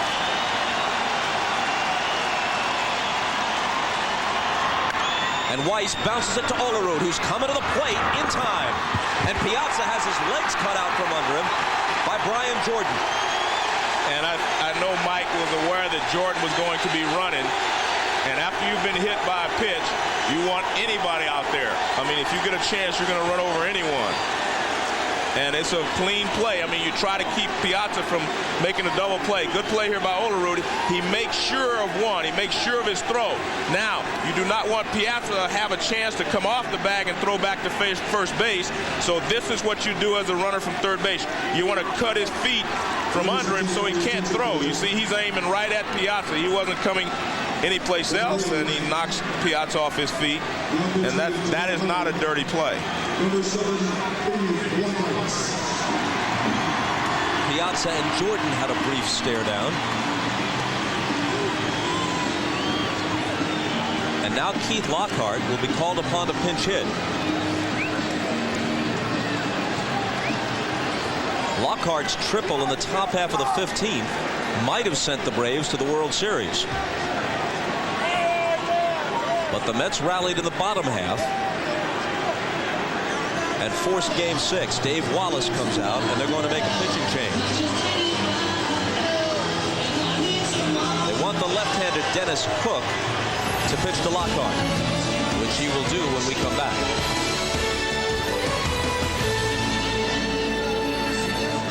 Give me an army. But when Cook comes in to pitch, Lockhart is pulled back, and the right-handed hitting Jose Hernandez, one of their backup shortstops, the former Cub, will be sent up to face Cook.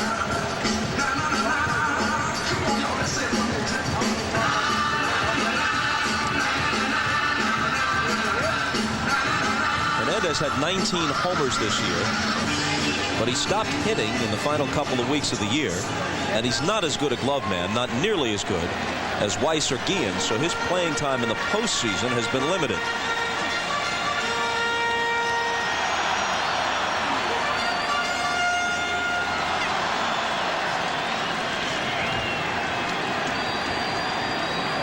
Bobby Valentine calling on Cook, replacing Wendell, who watches from the dugout. The veteran Cook was 10-5 this year. His ERA was 3.86. Bases loaded, 2 out. Way outside, ball 1. Kenny Rogers is throwing, and Mike Piazza is heading for the mound. And Bob, anytime you come in relief and you have to start with the bases loaded, you have a very small margin for error. And when you miss with the first pitch, your margin for error gets smaller, because now the hitter can sit there and just look for one pitch in one zone and do something with it. So it's very difficult for, Cook to come in and quail this uprising here the Braves are trying to have. Here's his 1-0 pitch. Swung on and laced to the left. It produces 1. Yost waves Hunter home. It produces 2.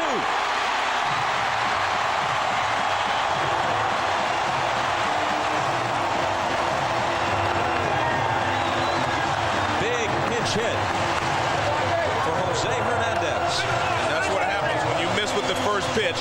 The hitter knows you have to come with a fastball. And if you miss again, then it gets even tighter. But he looks for a fastball in his zone, and he gets it, and he rips it to left field for a base hit. So tough situation for Dennis Cook. And the Braves scored 2 insurance runs here. Listen to the third base coach, Ned Yost, waving the runners on.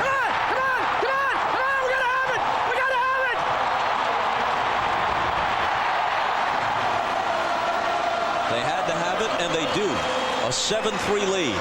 And they're going to appeal over third base to see if Hunter missed the bag on his way around. And umpire Charlie Relaford says no. Very galling for the Mets. Valentine's team has 8 hits to Atlanta's 5. But 4 of the 5 Atlanta hits have come in their scoring innings. And all 3 Brave hitters who have been hit by pitches have scored in this game. Cook to Williams. Ball 1. Let's take a look at Hunter coming around third base, and we'll make sure that he touches it. And you can see he clearly gets the bag, and you see the umpire Relaford look to see him touch it, and then he looks toward the outfield to find the ball.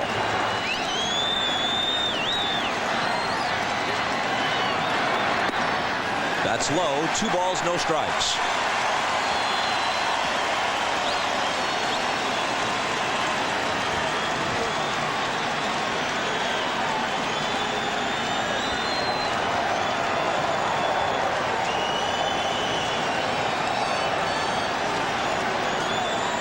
It all started when Jordan was hit by a pitch.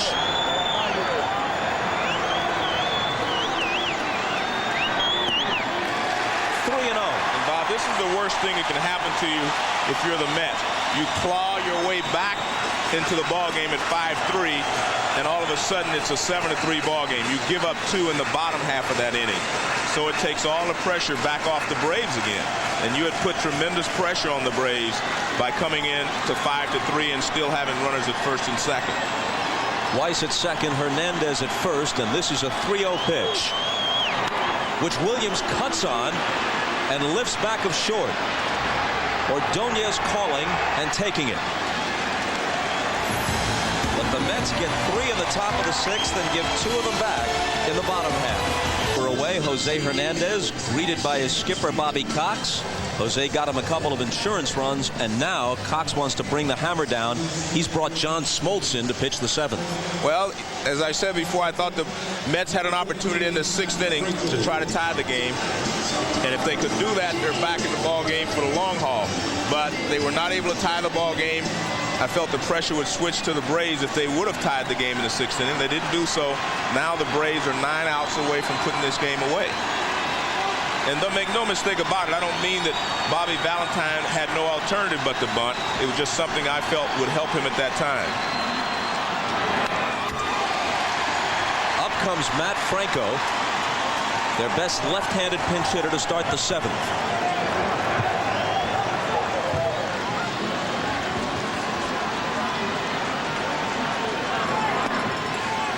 Let's check with Craig Sager.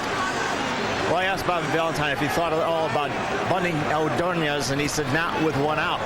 But a point should be made that Ordonez, although he's had trouble in the playoffs, he did have 11 sacrifice bunts during the regular season, which was 9th in the National League. And I think the big problem is he's 1 for 22 going into that at bat.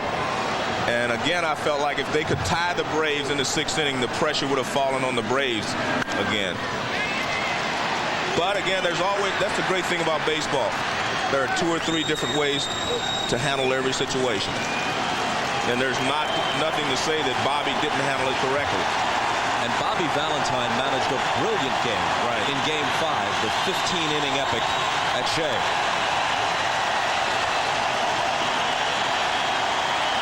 Smoltz's 2-2 pitch. And Franco spanks this one to deep right center field, and even Andrew Jones can't run it down. This is going to be a pinch hit double.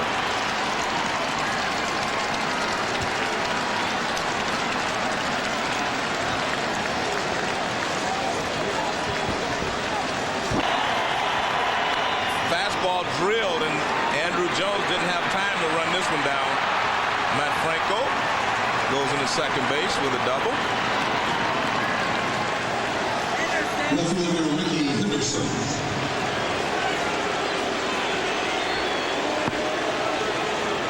Met pinch hitters tonight.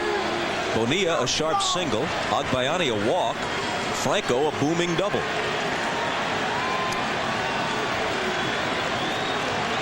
Henderson's 1 for 3, a first inning single, ball 1. Bobby Cox has thought this move through, as he does all his moves, asking Smoltz to pitch an inning or 2. If his team wins tonight, the rotation can still hold. Glavine starts Game 1 of the series. That's high. Smoltz comes back in Game 2 on Sunday night on 4 days rest. 4 days rest from this assignment, which will be brief.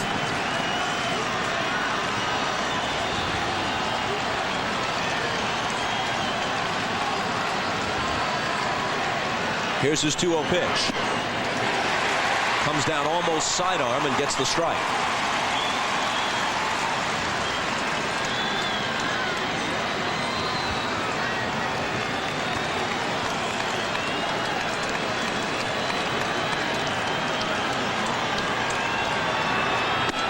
Up and in, 3-1.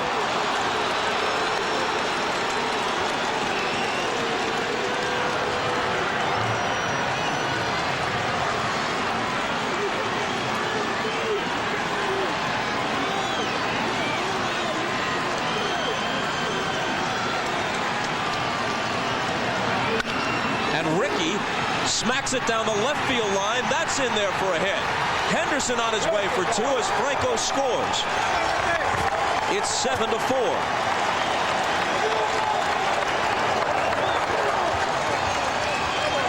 And here come the Mets again. Good job by Ricky Henderson. Following Franco's double, He takes a fastball and rips it down into the corner. Looked like it was a fastball in, and he ripped it down into the corner.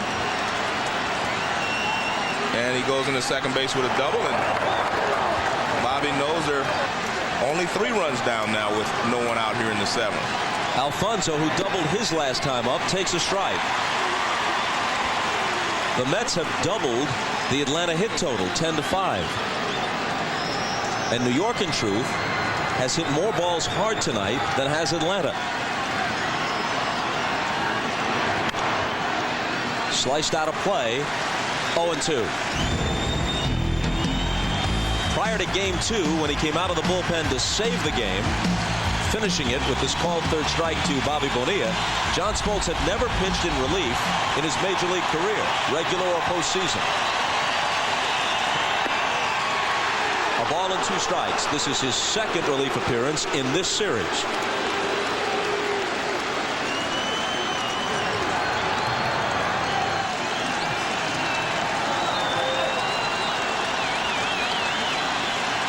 Henderson at second, nobody out. The 1-2 pitch. In the air to deep right.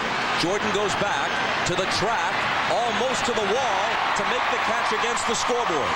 Henderson tags. He's at third with 1 out. Edgardo hit that ball really well to right field.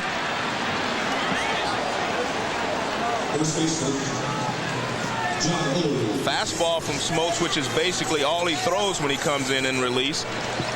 Fastball away, and Jordan back near the wall, and he makes the catch. And I was interested to see how well he threw the ball back in, and he really threw it well, so his right hand is not bothering him that much on the throw. Olerud now takes ball 1. Smoltz wanted that pitch. The Braves are playing the infield back. They're going to let the Mets score a run on a ground ball to the infield. And that's the right play, yes, with a 3-run lead. No doubt. You will trade a run for an out here. They get the run, and the Braves don't get the out. A base hit to right from Olerud. And New York is back to within 2 again at 7-5. And Bobby just tried to figure, he says, I don't know what I'm going to do here. As I said the first time, when Smoltz came in to save the game earlier in this series, all he did was throw fastballs, and that's basically what he has done here. He's moving the fastball in and out, but basically the hitters are sitting on fastballs, and they're getting them. And they're finding some holes. Piazza, the tying run at the plate, takes ball 1.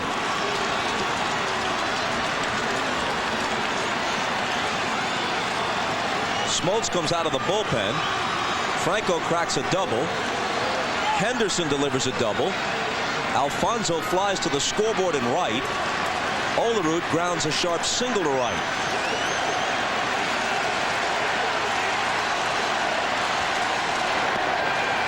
Ball 2.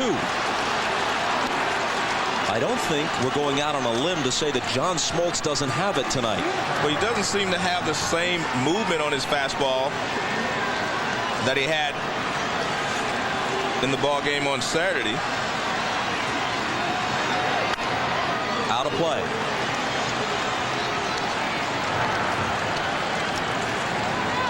Every member of the New York Mets is up on the steps of the dugout. Not just Valentine, all of them leaning over the railing. And they deserve a pat on the back no matter what happens, because, I mean, they were left for dead by the Braves with 3 games to go. They were 2 out with 3 games to go, and they bounced back, beat the Reds, beat the Diamondbacks, and they will not die here against the Atlanta Braves. The 2-1 to Piazza. Hit in the air to deep right center. Way back. And gone! To tie the game at 7.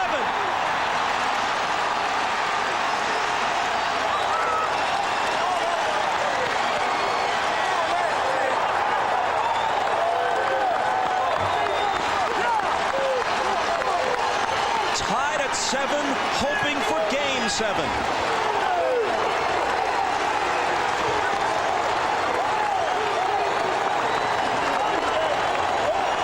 We've seen Mike Piazza miss some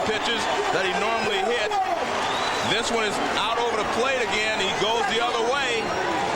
Another fastball from Smoltz. And when he hits it, he knows that he got enough of it.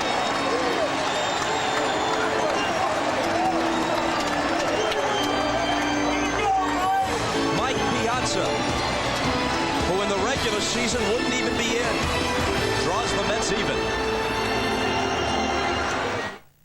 What does this guy have to say that threatens these people? That's what it looked and sounded like. Smoltz was smoked. And the reaction in the Met dugout.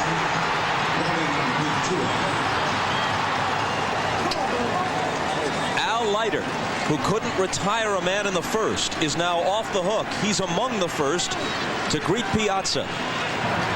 Smoltz faced 5 hitters, gave up 4 hits and a long fly ball, 2 doubles, and finally the home run by Piazza to tie the game. On comes Remlinger to face Ventura. 7-7 in the 7th. Unbelievable.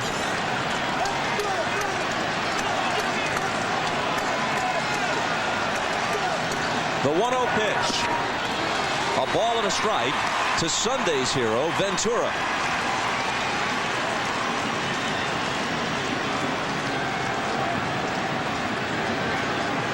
Met fan Jerry Seinfeld makes the trip to Atlanta for Game 6. One of the few happy people at Turner Field right now. Certainly John Smoltz isn't sharing Seinfeld's emotion.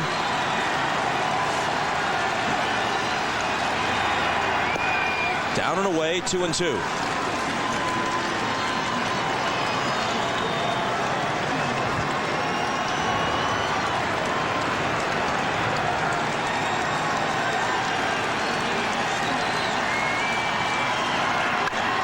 Ventura lifts one to right. Jordan goes back at the track, at the wall to take it. Man, they have hit some hard shots here in this inning. 2 barely misses. And the Mets are swinging the bats really well here.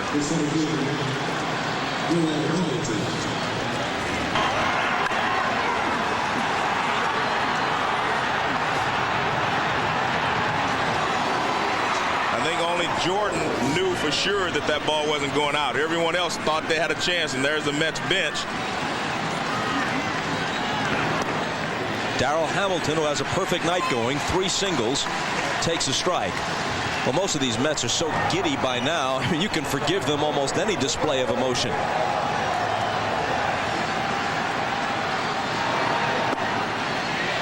Ball 1.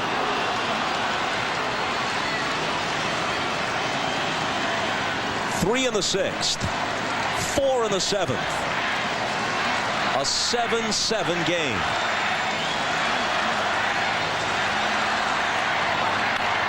Bouncing ball right side. Hunter has it.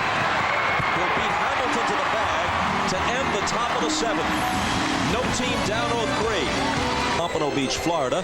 Goodyear began its first commercial blimp operation back in 1926.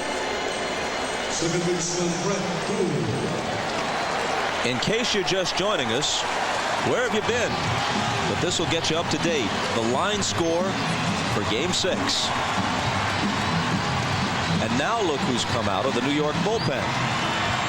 Oral Hershiser. And he pitched really well in Game 5. He entered in the 4th with 2 runs already in, 2 on and nobody out. Struck out the first 2 men he faced and worked 3 scoreless innings. Then he became an assistant manager on the bench for Bobby Valentine as the game moved on. Here's his 0-1 pitch to Brett Boone, who has walked and struck out twice. And if you're the Braves, you have to answer immediately because the pressure is on you because you had a big lead and all of a sudden now you're tied.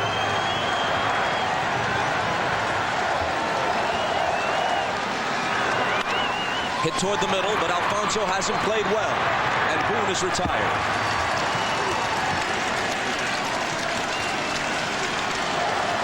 It's the bottom of the 7th, so it was stretch time in Atlanta, but it's the Mets who are stretching credulity and trying to stretch this series to its limit.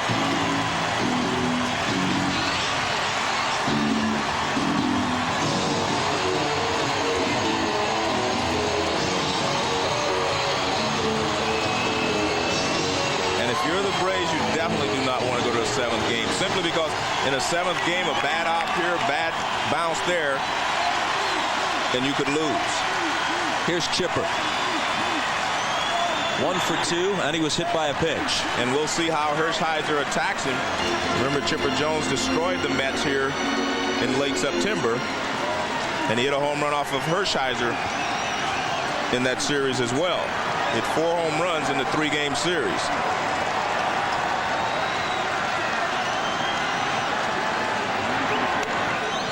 Two 2-0. Pitcher spot comes up 3rd in the 8th. This might well be Hershiser's only inning.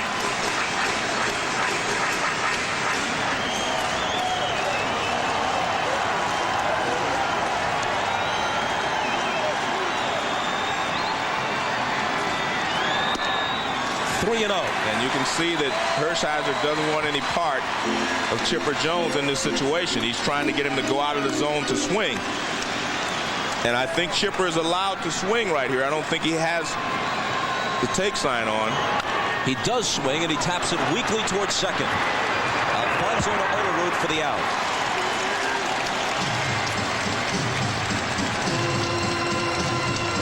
And high above the ballpark, it looks like the Peacock's promotional leprechauns have enlisted the Goodyear blimp in telling you of NBC's first big November movie event. Whoopi Goldberg, Randy Quaid, and Roger Daltrey star in the film from the creators of Gulliver's Travels, Merlin, and the Odyssey. It's Leprechauns, coming to NBC November 7th.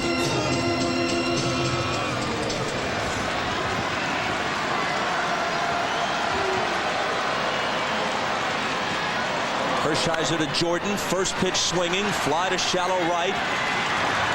Agbayani takes it, and we go to the 8th. Tied it to the outfield to toss the ball a bit. Then he returned to the pen, and Mike Remlinger returned to the mound for the 8th.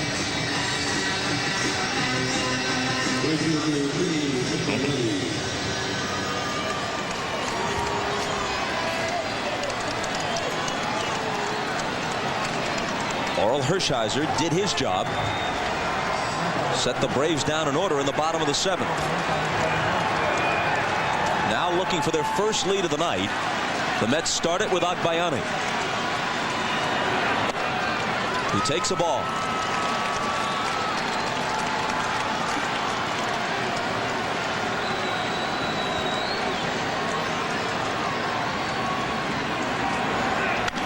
And this one is laced to right, and it will drop for a hit. Agbayani rounds first, and Jordan guns it in behind him, but he skips back. Well, the Mets are picking up where they left off last inning. He actually hits this off the end of the bat, and it flares down the right field line for a base hit, and he's thinking about going to second, but he realizes I can't get thrown out leading off the inning here. Watch this, right off the end of the bat, and Jordan does a good job of hustling in to pick it up and keep him from going to second, and he fires behind him, but not in time. Ordonez has to bunt now, doesn't he? He squares, he gets it down. This is a good one. Remlinger wants to tag him and does, as Agbayani advances to second. Well, he does the job, and if the Mets are able to come back, all will be forgiven with the other 3 bunt attempts that he has popped up. And you see there, right there, they're saying good job.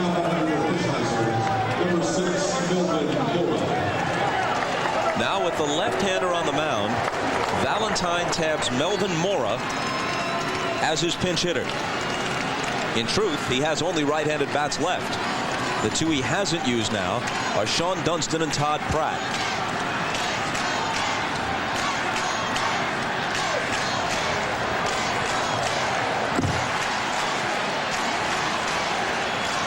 Springer in the bullpen.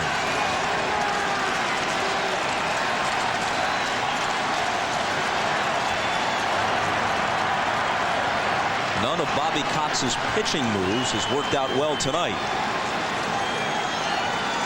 Now the 27-year-old rookie from Venezuela, Melvin Mora, has a chance to be a star. At least the Mets think so. He's shown his stuff down the stretch and in the playoffs. Spent most of the year in AAA. He takes low. Here's what he's done in this series. And the more you see him, Bobby, the more you like him as a player, because he has the ability to do a lot of little things that help you win. He runs well, plays good defense, has a good arm, and he swings the bat pretty well. So he's going to be a valuable asset to the Mets in the next few years. At the bottom of that graphic, you saw the 2 outfield assists. He lines this one hard. The Mets are going to have the lead. Agbayani being sent home. And Melvin Mora, who only a few years ago was playing in the Chinese Professional League in Taiwan, gives the Mets the lead in Game 6. I mean, he just continues to come up big in these ball games, and he's a rookie, but he does not have any fear. That's a pretty good pitch down and away from Remlinger, and he rips it into left center field. And you see the pinch that we've not only come all the way back, now we have the lead. Every pinch hitter Bobby Valentine has called upon has delivered. Agbayani a walk, Bonilla a single, Matt Franco a double, Mora an RBI go-ahead single. Ordonez laid down the bunt, he and Valentine whooping it up. And Melvin Mora at first base is a threat to try to get into scoring position, trying to steal a base. And you see Ricky Henderson looking down at Cookie Rojas along with Melvin Mora. They're trying to get Ricky's attention to make sure he knows what Bobby wants them to do at this point.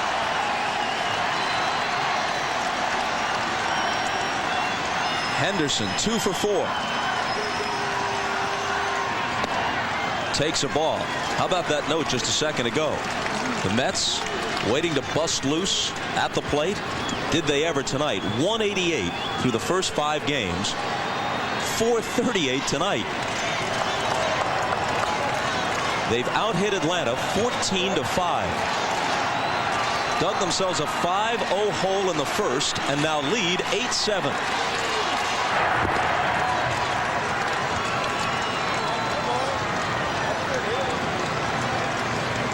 There's Mookie Wilson talking to Melvin Mora, trying to help him to read Remlinger's pickoff move.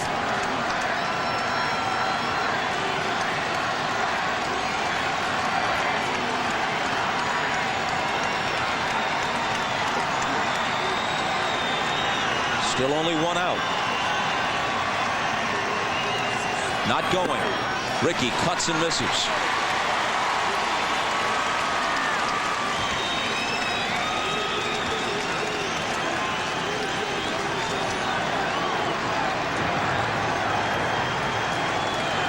This is a big league baseball game right here. I mean, this is really a big league baseball game.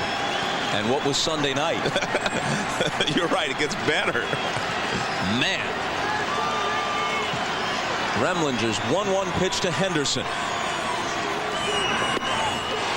A ball and 2 strikes to Ricky. To be honest with you, Bob, I like this one better than Sundays because I've seen some line drives, I've seen some guys run around the bases, and I've seen hitters do their thing.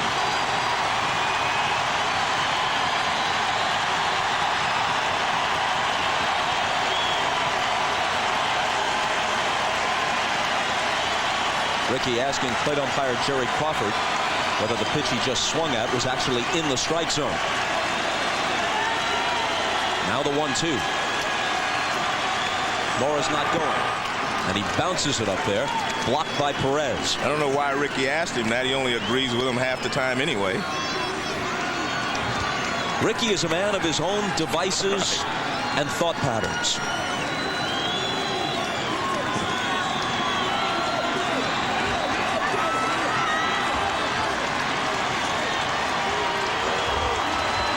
He often looks, speaking of Ricky, not Hershiser, like a man who has just awakened and is trying to shake out the cobwebs. Full count. Now, if you're the Mets, you go ahead and put Mora in motion, put a little more pressure on the Braves. You already have a 1-run lead, and that way if he's running and Ricky finds a hole, he can get around to third base easily and be in scoring position.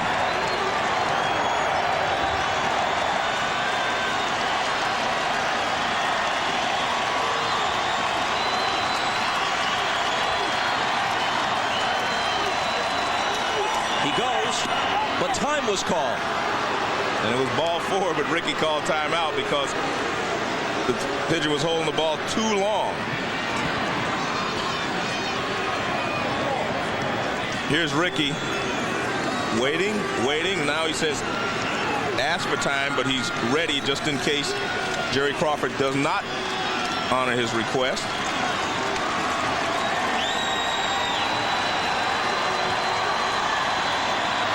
Morrow is going back to the bag. Ricky rolls a broken bat shot toward Weiss, and they get him at second. And the fact that Ricky called timeout cost him in that situation, but he wasn't comfortable at the plate, so he called timeout. Now watch, Remlinger gives him a big kick over there, and it fools Mora, so he's not able to take off. Watch this big kick.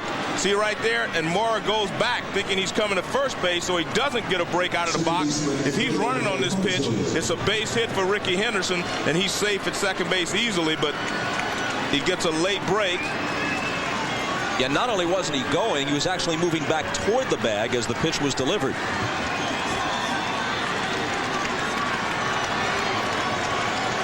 Up steps Alfonso. Ball 1 to him. Well, you have to give Remlinger credit there because he gave him the big motion like he was coming to first base and froze Mora. In fact, like you mentioned, he was going back.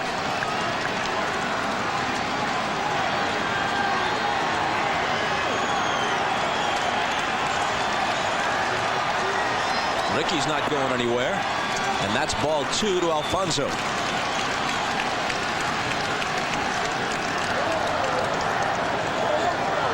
The Yankees finished off the Red Sox last night. They might have been thinking about packing for Atlanta. Not so fast.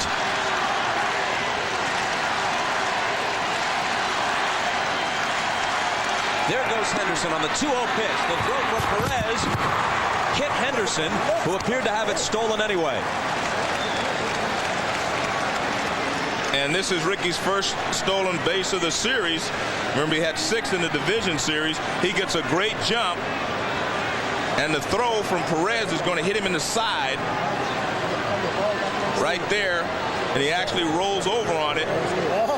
And okay, no pull or anything. Here's Ricky. He says, I'm gone. Good start there, and he beats the throw it easily at second base. Tough pitch to throw him for Perez, a ball down low. He comes up and fires, and Ricky's there easily. A most uncomfortable stolen base.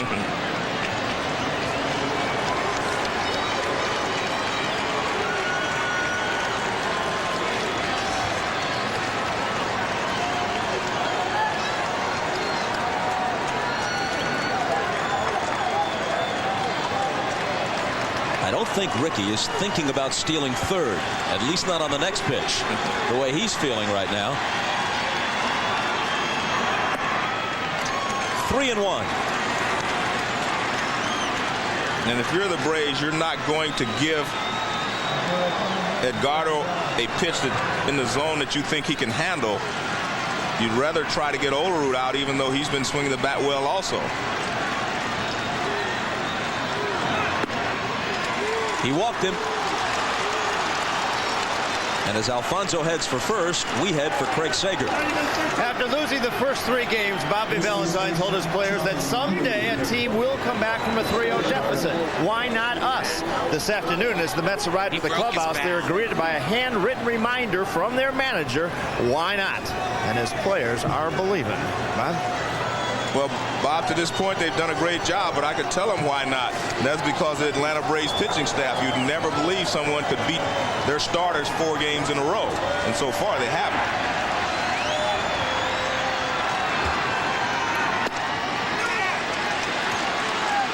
They want him to check at third. They do. And Charlie Rutherford said that Olerud went around. Strike 1. Well, here's the pitch, and you can see that he went way too far. It wasn't even that close. Watch where the barrel of the bat goes. Way out in front.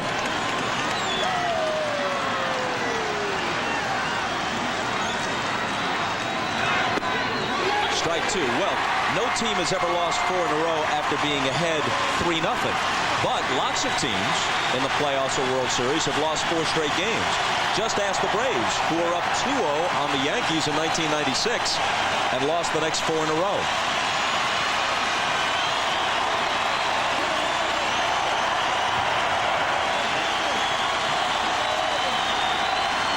Here's the 0-2 pitch.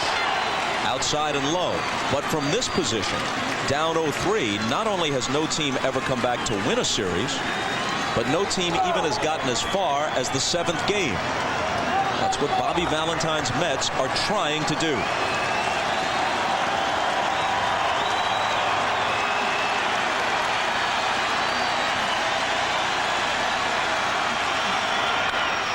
Olerud goes the opposite way. Gerald Williams goes back and has it. But the Mets played a run in the top of the 8th. They lead it 8-7. 7th inning.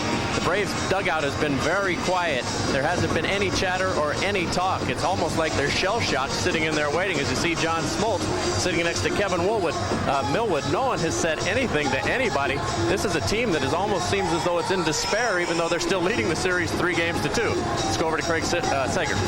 Well, over in this dugout on the Mets side, it's been like a pep rally ever since they got on the scoreboard for the first run. Leiter came up. Of course, he's the one that could not retire a batter. He gave the team a lift as he came back out of the clubhouse.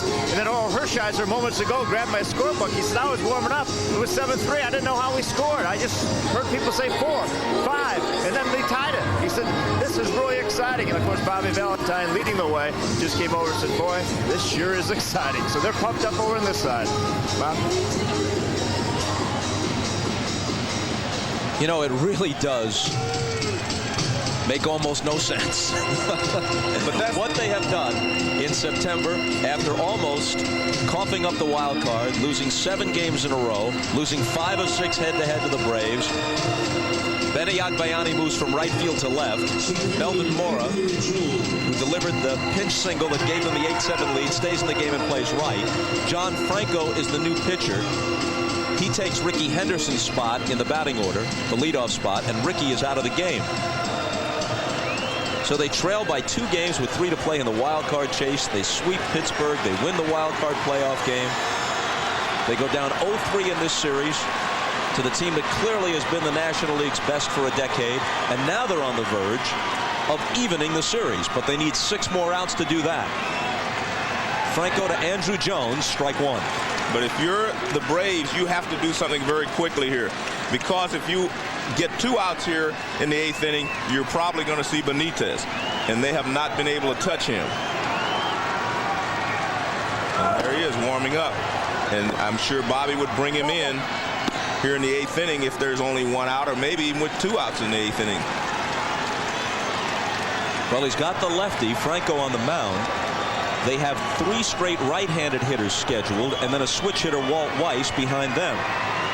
Jones will be followed by Perez and Hunter. Hit to short, Ordonez. Forget about it when you send it his way. And I think Bobby's just trying to milk John Franco for as long as he can. If he can get 1 more out here, he'll be perfectly happy. And he's, you know, if Franco gets a guy on base, I think we're going to see Benitez.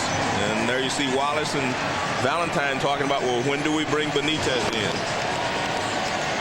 Do we wait till there are 2 outs? Do we see if Franco can get through the 8th cleanly and just let him come in for the 9th?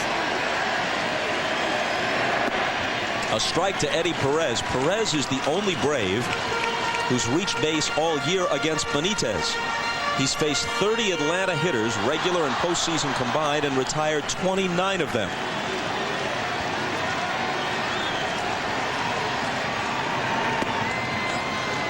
Inside, 1-1.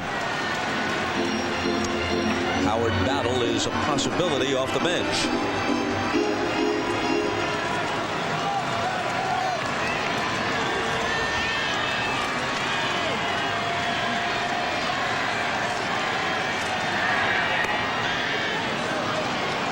strike. Piazza wants Jerry Crawford to check it first, and Crawford says, no, I don't need any help on that one. That's a ball. Well, just watch the barrel of the bat. Do not watch his hands or his shoulders or anything. You can always just watch the barrel of the bat. That's what the umpires at first and third watch when they're called upon to make that call.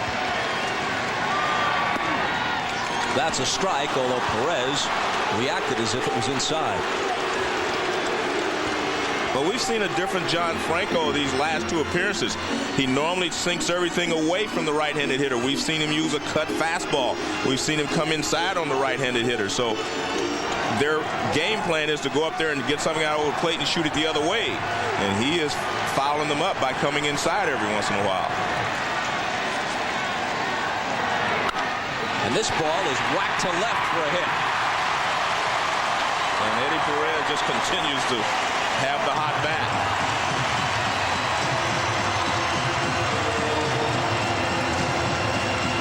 Perez is 2 for 3 with a sacrifice bunt thrown in. Well, he tries to come in. He gets this one up a little bit, and he doesn't quite get it in enough. And Perez rips it to left field for a base hit. I mean, he has really been swinging the bat well.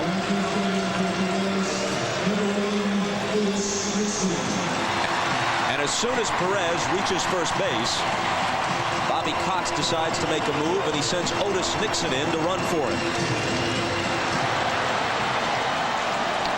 There's Otis.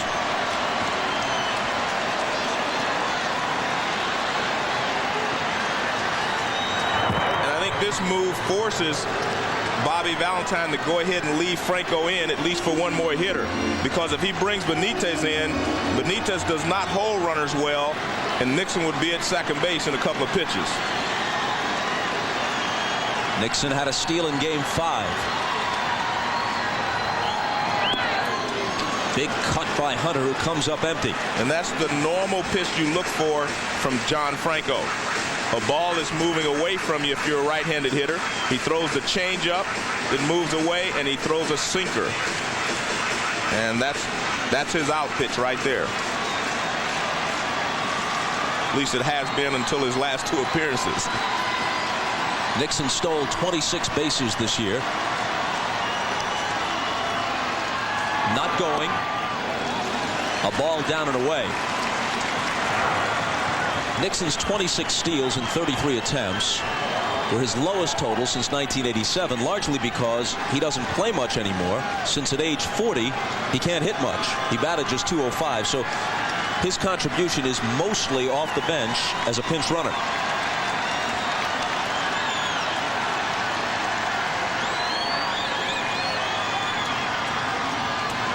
He bluffs the go, and Hunter taps it foul.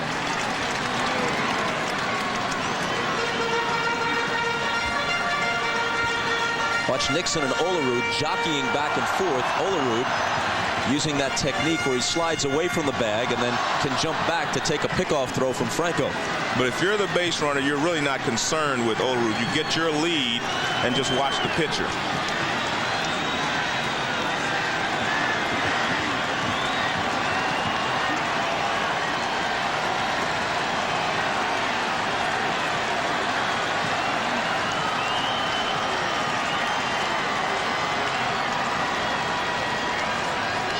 Not going. Inside 2-2 to Brian Hunter, who doesn't have an official at-bat tonight. He had a sacrifice fly for the 5th run in the 1st, walked and stole a base in the 4th, and then was walked intentionally in the 6th. And we saw Pat Corrales, the bench coach, say, why don't you just turn into this one? Watches a fastball in, and he turns away, and Corrales was warning him to take one for the team.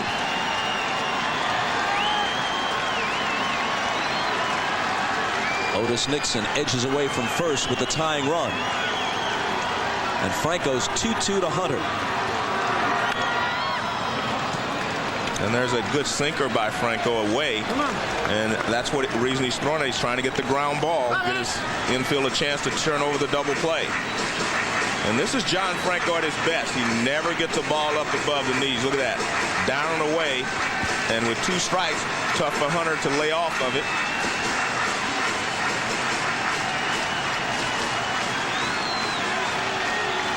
Rocker getting ready. But it's the Mets who have the lead.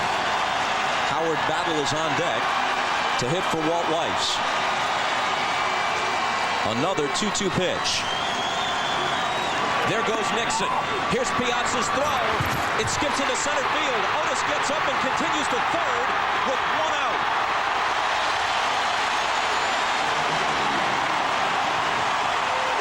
That's what they put him in there for, to steal a base. And he finally figures out the motion, and he just takes off.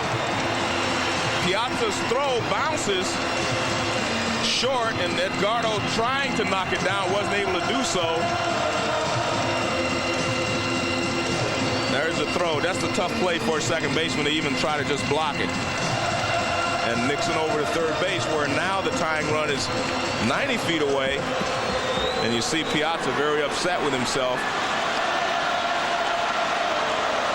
The count went full on the pitch. The infield creeps in. And it's hit to center. It drops. Nixon heads home. Tied at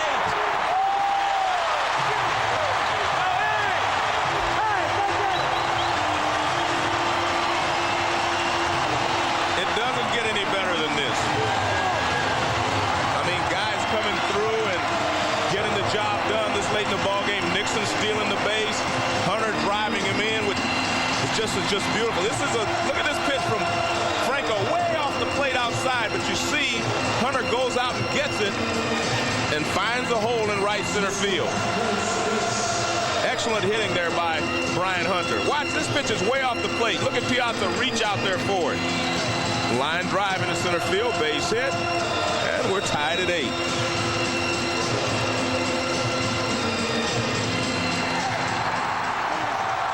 So now Weiss will bat. Battle remains in the on-deck circle to hit next.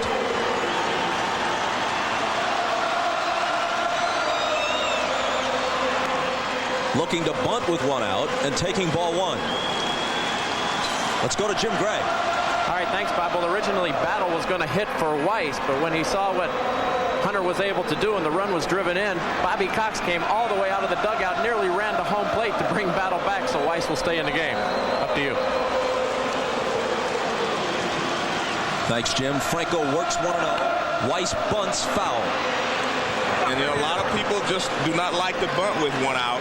But Bobby Cox is saying right here, I'm going to bunt him to second base. I'm going to take that 1 shot. And if I can get it done, then I'm going to bring John Rocker in to finish this ball game off. And I like what he's doing here. I think you have to give yourself a shot to win this ball game. Not only have they tied the game, but they've created the possibility that they won't have to face Benitez trying to close it.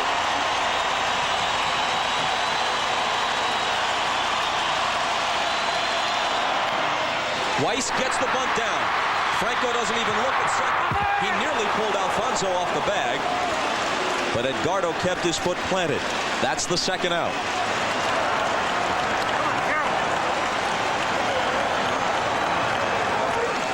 Well, with 1 out, Weiss is still going to bunt. He puts the winning run in the Braves' mind into scoring position.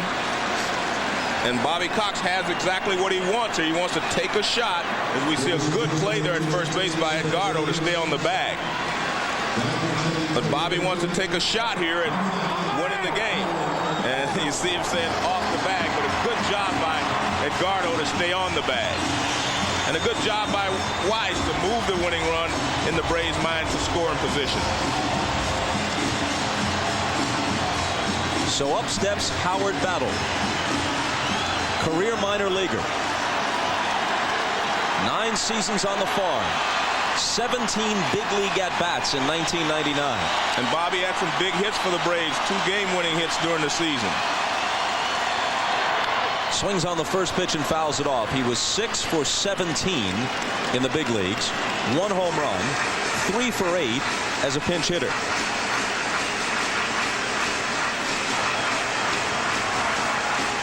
Melvin Mora, like Howard Battle, you're looking at Dunston, the veteran, still available off the Met bench.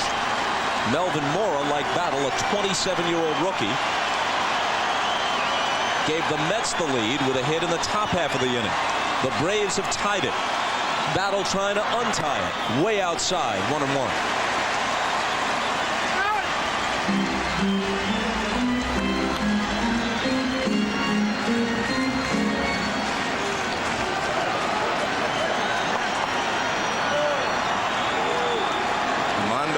Still in the bullpen.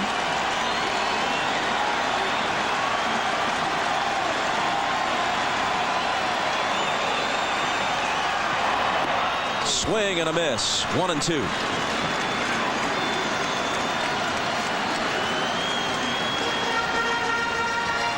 And this is the changeup moving away from the right-handed hitter. And you can see battle out in front and the pitch off the plate.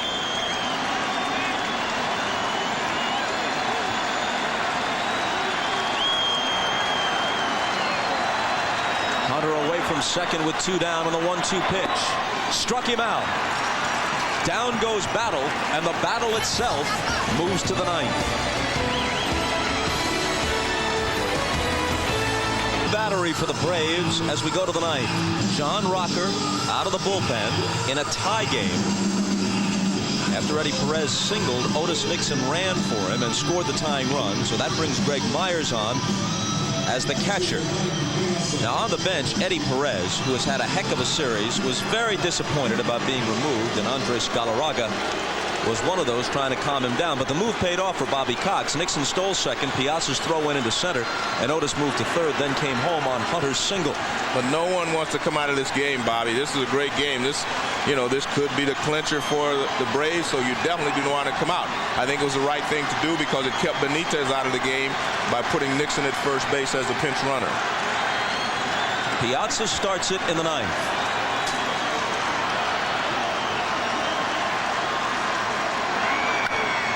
And he pops it up a mile high. When it comes down, it should be in Chipper Jones' glove, and it is in foul ground. Big out right there for John Rocker. Because Piazza was starting to get the barrel of the bat out front. And you'll see that he gets the barrel out front here. He was having trouble doing that before. They were throwing the fastball by him. You see he just extends a little bit too far to get to it and pops it up. Watch, he just extends a little too far right there. And he pops it up foul to Chipper Jones.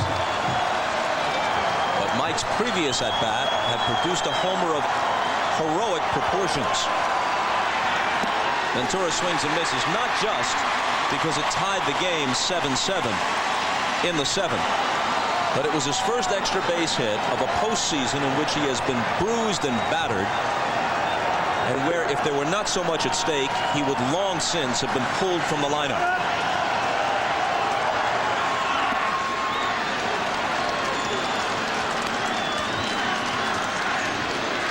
As Jim Gray reported before the start of the game, John Rocker was involved in an automobile accident. He wasn't hurt. His car was totaled yesterday on the off day.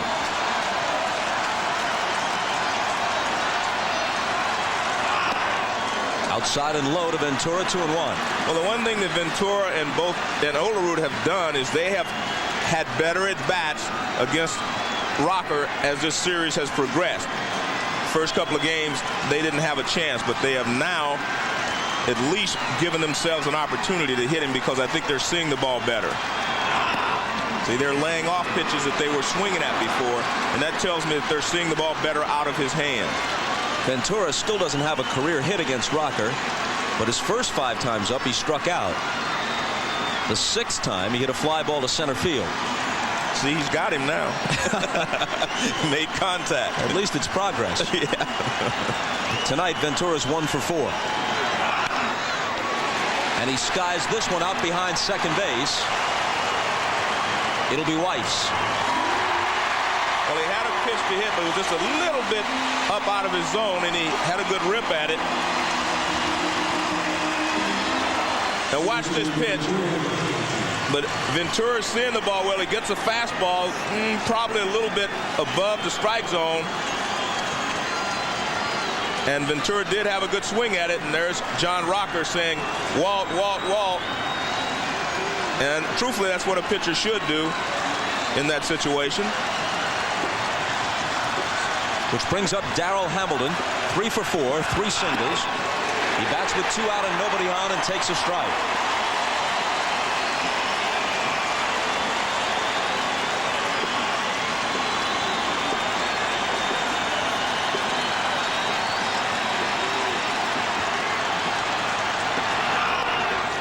1-1. Atlanta has the top of the order due in the bottom of the ninth.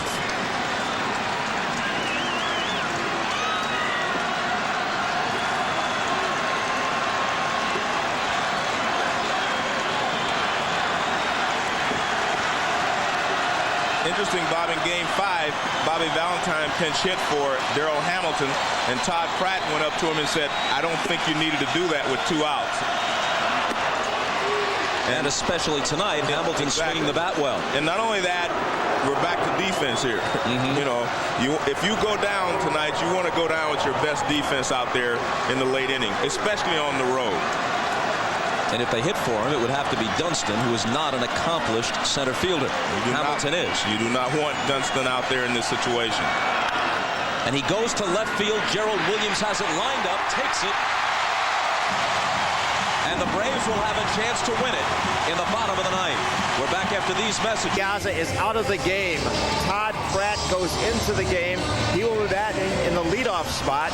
Ricky Henderson long gone. He's in the clubhouse. Armando Benitez, the pitcher, will hit in the 4th spot. And Melvin Mora remains in the 9th spot. So Mike Piazza, we were told, did not hurt his shoulder, but he is wearing down, and he did come out of the game. Ron? Bob, this is one of the guys on the Braves I think can handle Benitez's fastball, and that's Gerald Williams. Very good fastball hitter. He'll be followed by Brett Boone in the bottom of the ninth.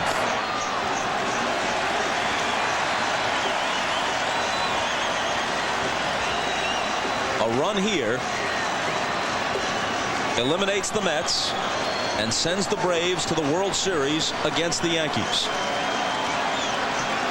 But they'd have to get it against a man they've been unable to touch all year.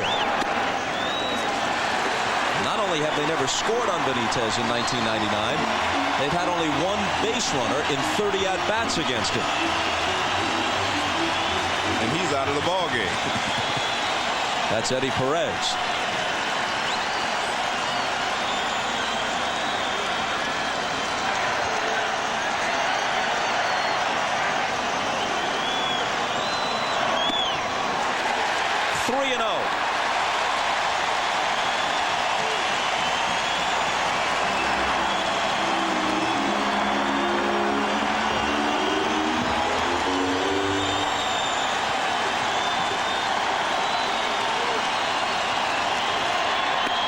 Taking all the way right over the middle.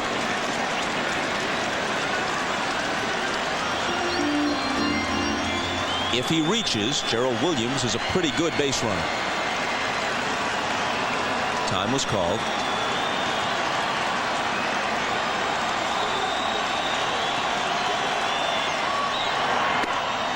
Got the inside corner, although Williams was already strolling to first.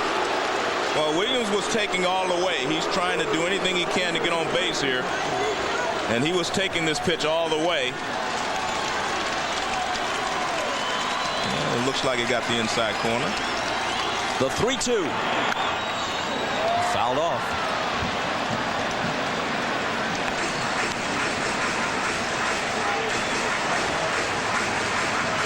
Ryan Klesko hasn't been used yet. John Rocker got the Mets out in the ninth. The only non-pitcher Bobby Valentine hasn't used is Sean Dunston. Another 3-2 pitch. He reached for what might have been ball 4. Ventura has it. Pegs quickly to Olerud to retire Williams. No doubt that was ball 4. Actually, it's the first pitch that Benitez threw that acted like a sinker. The other one's tailed in. Now watch, this ball really goes down. It is a sinker. And you can see it's well below the knees when Gerald Williams makes contact with it. And a good play by Ventura because Williams runs well and he has to wait for this ball to come down. And he gets rid of it quickly and accurately.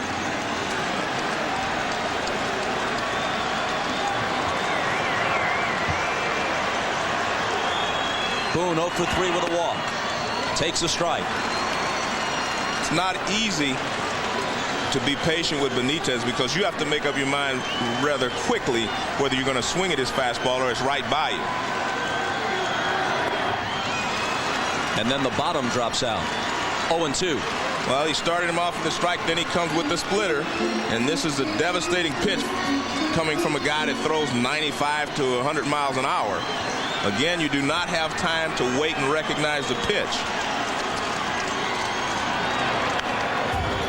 And Boone stays alive. And you're not exaggerating, Joe. There have been times when he has hit triple digits on the radar gun this year.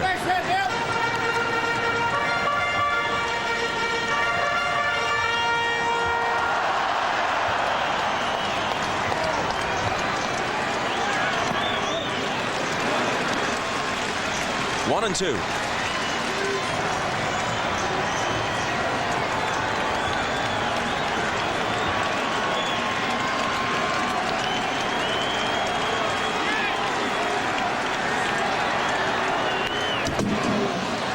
That pitch was at shoulder height and inside, but again, once he lets it go, you better pull the trigger right now or you're not catching up with it.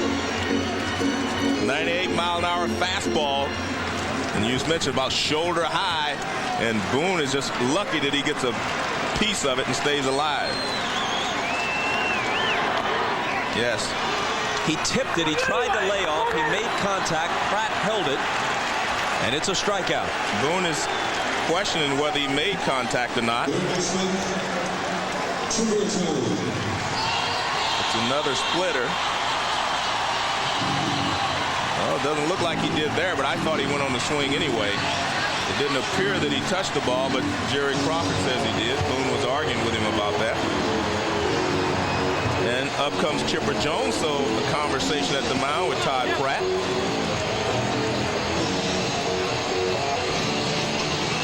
Jones was hit by a pitch as part of Atlanta's 5-run first. He later singled and stole a base. Overall, he's 1 for 3. He hit 45 regular season home runs. Hasn't touched one off in the postseason. Ball 1. And one thing you have to remember, if you go ahead and pitch around him and maybe even walk him, he can steal second base. 2-0.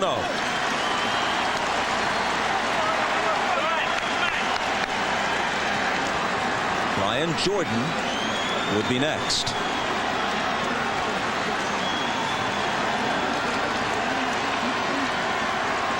Hitter's pitch taken for ball 3. Well, he threw him a splitter. He didn't give in and go after him with a fastball. This is not his fastball. Chipper's sitting fastball, I'm sure, and you can see there's a splitter outside for a ball. He could have a green light. We'll never know. Ball 4 misses by plenty. And I don't think there was any doubt they were going to try to let Chipper get himself out if he wanted to swing. But now you put yourself in a situation where Chipper Jones can steal the base off Benitez and get himself in the scoring position.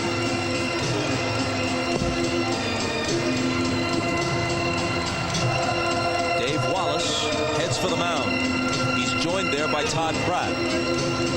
And this is definitely about Chipper Jones at first base and how they're going to keep him from stealing second base. Or maybe they'll try a pitch out. Maybe they'll just try to guess with him and decide when they think Chipper's going to go and pitch out. This is a serious conversation right there. Any pitch could be the last of the Mets season. What they've done in this series and in this game has been nothing short of amazing. But they're in a sudden death spot. An extra base hit here sends the Braves to the World Series in all likelihood, with Jones running at first and 2 out.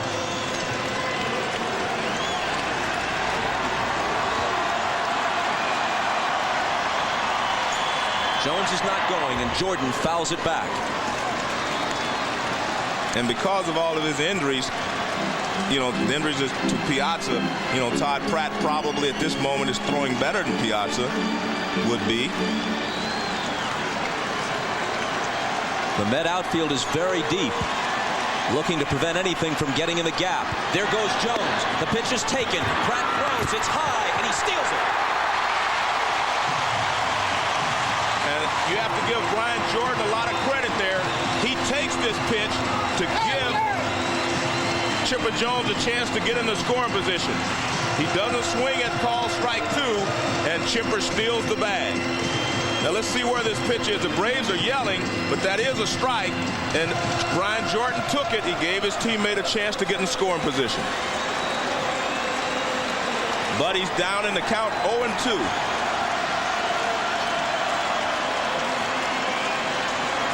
Looking for the hit that could win the series. That's ball 1. It was the Braves' intention to be aggressive from the get-go tonight.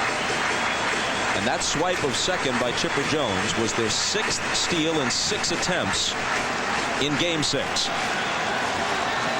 Even though there are 2 strikes on Jordan, I don't think they're going to really come after him. They're going to try to get him to chase something out of the strike zone. Well, he gave him a fastball, and Jones was a little late on it. Pratt didn't like the location of that pitch. Watch where Pratt is set up. Off the plate outside, the ball moves back over the plate. A mistake there by Benitez, but he throws so hard he can make some mistakes and get away with them. The 1-2 pitch to Brian Jordan. Taken low. And that's what they want to do. Try to start that splitter in the strike zone, let it move out, and hope that Jordan chases it. Because they still realize that they have Andrew Jones on deck. And Andrew Jones has not been swinging the bat well. But with 2 strikes, you're still going to try to get Jordan out here if you can. Full count. Now remember, with first base open, you might be saying, why not just walk Jordan? The only run that matters is Chipper Jones at second, with Andrew Jones an easier out at this point on deck. But Jones didn't get to second until the count was 0-2, and at that point, you're not going to walk him. No, with 2 strikes, you try to make a pitch. Now the 3-2 pitch. He went around, and we're going to extra innings. Good pitching there by Benitez. Armando struck out 2 in the inning. Once in a while, Agbayani starts it in the 10th and can't catch up with Rocker's heat. Now the question becomes, how long do you stick with Rocker and Agbayani? Benitez. Well, if you're Bobby... Agbayani's not pitching, is he? No. At least not yet. Well, we have to remember Bobby Cox still has the luxury of thinking about a 7th game.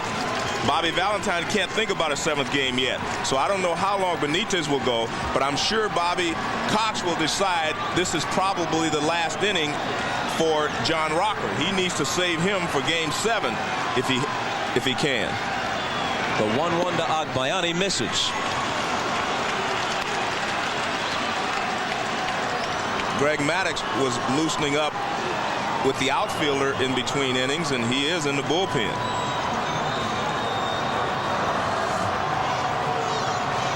These are the pitchers who are unused to this point. Fouled off, 2-2. The 3 remaining in Bobby Valentine's bullpen have all at various times been starters. So if this game goes on and becomes a marathon like Sunday, he's got the guys he wants in that respect.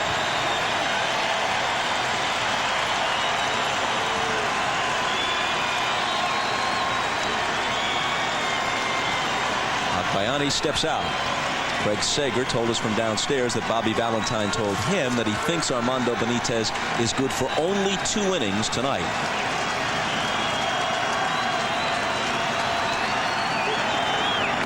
Full count.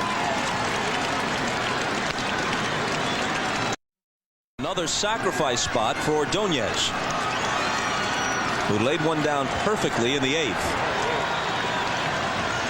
Just ahead of Mora's pinch single, which gave the Mets an 8-7 lead. Atlanta tied it in the bottom half. That's where we are now. He squares. It rolls foul up the first base line.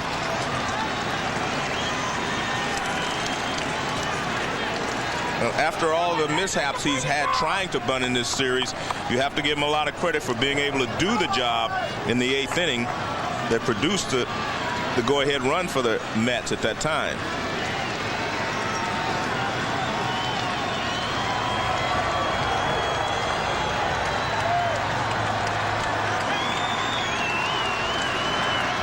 Agbayani at first, despite his heft, is not slow.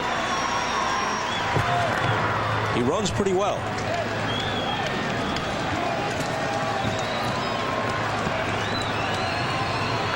Well, we saw the Mets take advantage of Rocker in Game 5. They just took off on him because he doesn't have a great move. What he tries to do is he'll step off, he'll do a lot of different things, but he doesn't have a great left-handed move to first base. Squaring again. This one is lined to Hunter. And this time, Ordonez cannot get the bunt down.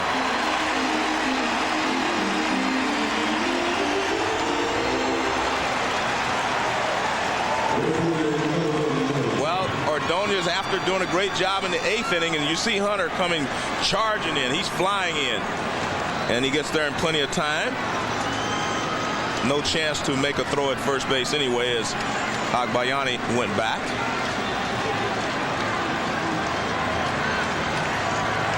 You know what? Maybe Bobby never should have had a bunt in the 6th inning. Well, Valentine has Mora in the 9th spot. After his pinch hit in the 8th, he stayed in. He's playing right field, so he's the hitter now. And Todd Pratt, the catcher, is on deck. Down and in and stopped by Myers. Good job by Myers to keep this ball from getting away. It's down and in. And he does a good job of sliding over and getting in front of it.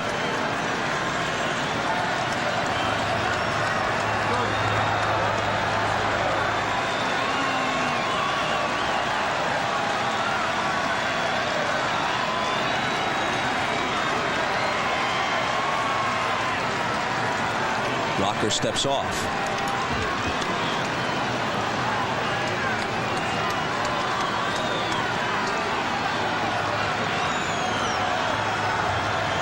Here's the 1-0 on the inside corner.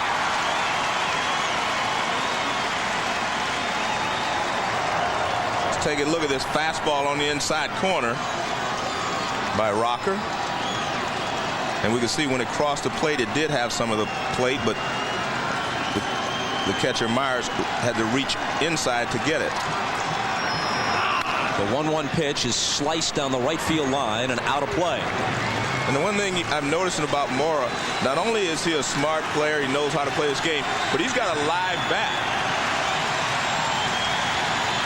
His bat, the ball kind of jumps off of his bat. And right there you can see very good extension by Mora. He spent 6 years in the Astros chain and became discouraged when he didn't get a shot at the big leagues. Contemplated quitting baseball.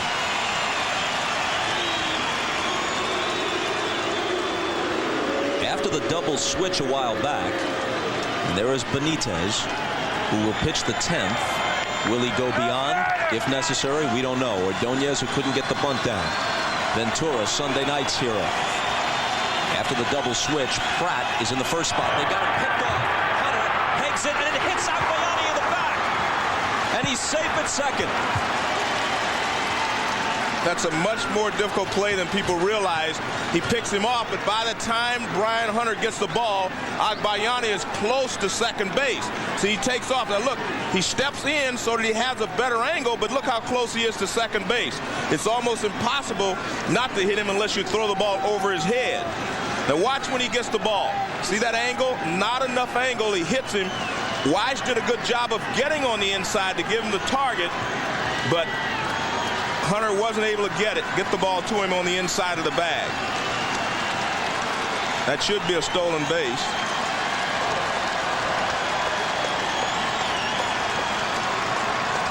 E3 on the play. Well, that's incorrect. Scoring. Meanwhile, Bobby Valentine popping up and down, and here's the 1-2 to Mora. He lines it to center. It's in for a hit. Agbayani is stopped at third by Cookie Rojas as Andrew Jones fires it back in. Runners at the corners with 1 out, and Melvin Mora continues to make a name for himself in this postseason. Excellent player. Rocker tries to sneak a fastball by him. He got one over the outside corner and he ripped for a base hit last time up. This one is on the inside corner and he rips it back through the middle.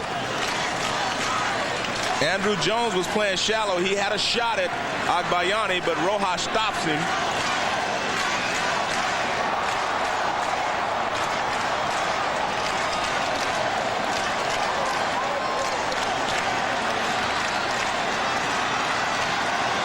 You could make a movie just based on Valentine's reactions during an important game. One of the most expressive faces in baseball. And here's Pratt in yet another spot where he has a chance to be an unlikely hero. Rocker deals. Strike one.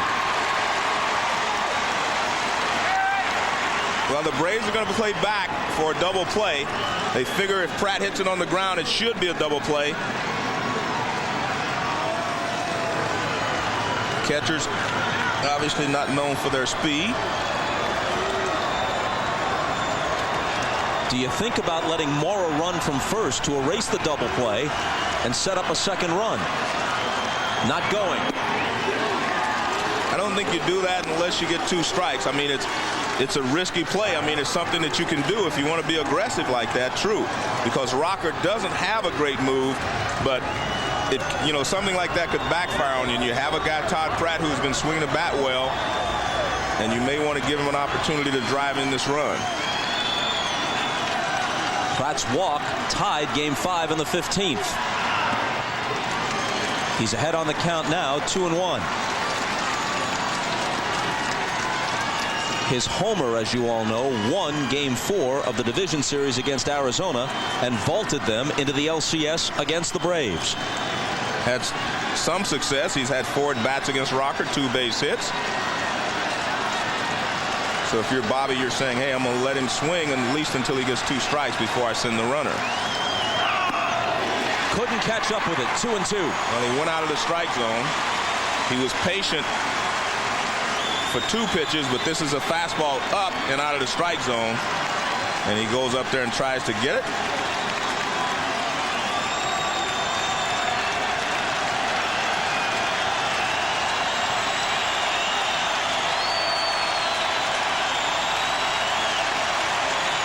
Two on, 1 out.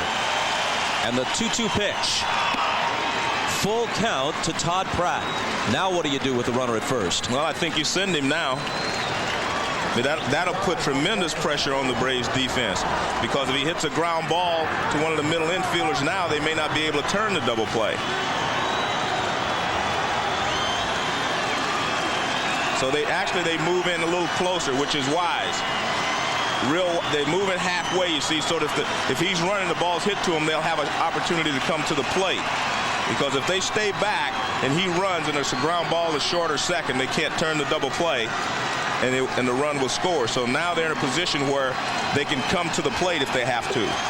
It's exactly midnight, and the 3-2 pitch with the runner going is hit in the air to medium center. Jones with a good arm is charging. Here comes Agbayani to the plate. The throw is up the line.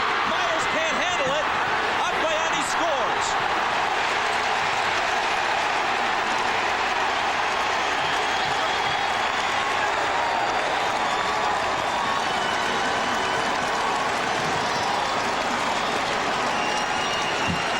Well, Todd Pratt gets enough of this and hits it into center field, and it puts pressure on the defense, because an accurate throw would probably get Agbayani, but you have to get rid of it quickly, and you'll see that the ball beats him, but it's up the line. Nice attempt there by Myers to get out in front, catch it, and make the tag as Agbayani goes by, but no chance. This ball is shallow enough, and Andrew gets a good jump. His momentum is coming forward. See, if this ball is at the plate, they get him, but it's tough to throw a ball right on the numbers from 150 feet. Strike one to Alfonso. And here's Agbayani coming for the plate. And here's Myers going up, trying to get the ball and make the tag at the same time, not able to do so. And Agbayani puts the Mets ahead. Good job by Moore to go down to second base. And now he breaks for third. Myers can't handle the pitch. Mora steals it. How good is this guy, Mora? I mean, he is good.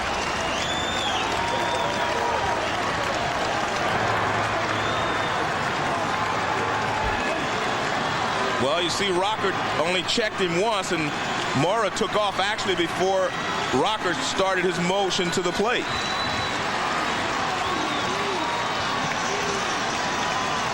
Who has it been in this inning? Agbayani, Mora, Pratt. As unlikely as this whole run in September and October has been for the Mets, some of the names contributing have been just as unlikely.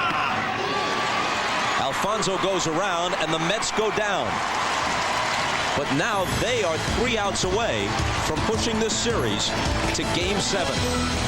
Orel Hershiser's seen a lot, but even his heart is aflutter as he indicates over what's happening in this series. John Rocker whispering in the ear of his pitching coach, Leo Mazzoni. Bottom of the 10th, Andrew Jones to start it. And you can see right there, Benitez starts him off with a splitter. He does not like to throw Andrew Jones a lot of fastballs. Andrew Jones, a good fastball hitter, middle of the plate in. And when you're young like he is, you have good eyes, you can hit anybody's fastball. Up and in, 2-0. Greg Myers, who took over behind the plate for Eddie Perez, is on deck. Pretty good left-handed hitter.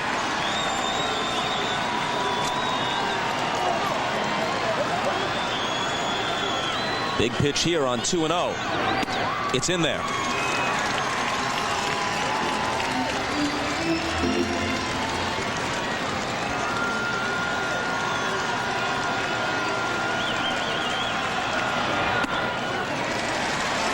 Three balls and a strike. Well, I think you're going to see Andrew Jones hitch it up right here and look for a fastball middle of the plate in. And if he gets it, he's going to see how far he can hit one. He cleared the fence 26 times in the regular season. He's done next to nothing at the plate in the postseason. Bluffs the bunt. He was taking all the way. Full count. Now that shocks me, but maybe he's got a better game plan. We're about to find out. Baby. Step up.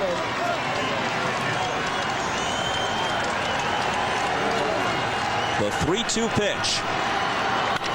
Hit up the middle. And Jones is aboard to start the bottom of the 10th. There are only 2 or 3 guys that can handle the fastballs that Benitez throws, and Jones is one of them, Gerald Williams, and also Chipper Jones, and I believe Keith Lockhart. You have to be a good fastball hitter to handle his fastball, and Andrew Jones right back through the middle. Good job by Jones. I'm still surprised that he took the 3-1 fastball, but he was trying to get on base, and he does the job.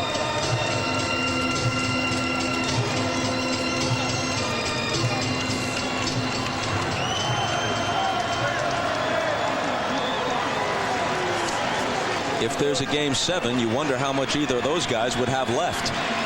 Myers takes strike 1.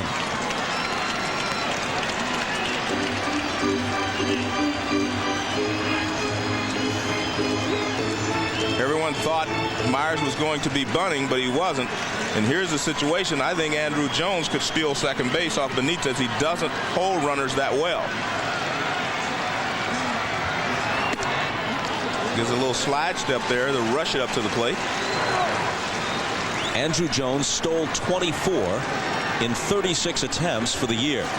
A ball and a strike to Myers, who hit .265 with 5 home runs between the Padres and the Braves this year. They picked him up at midseason to back up Eddie Perez following the injury to Javi Lopez. Myers has seen the postseason before with the Blue Jays in the early 90s and with the Padres last year when they went to the World Series. 2-1.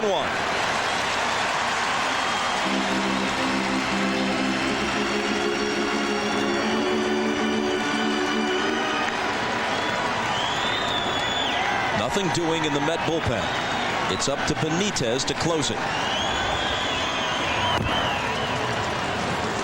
Ryan Klesko is on deck. He'd bat for Hunter.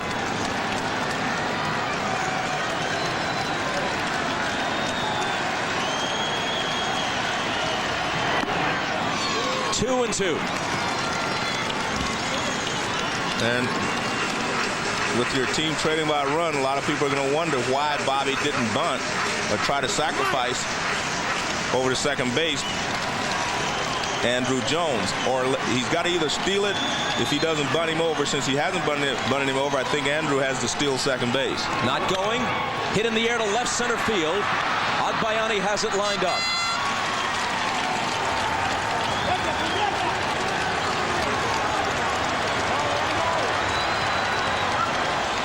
Bobby Cox calls on Ryan Klesko, who could end this game and this series with one swing.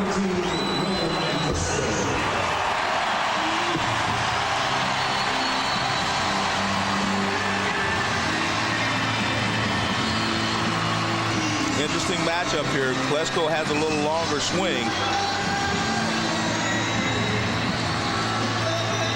And you usually have to have a little shorter, quicker swing to handle the real good fastballs. He took Rick Reed deep at Shea Stadium in Game 4, but Reed doesn't throw anywhere near as hard as Benitez. But Armando was touched for 4 home runs this year. So he does have one at bat against Benitez. Ball 1.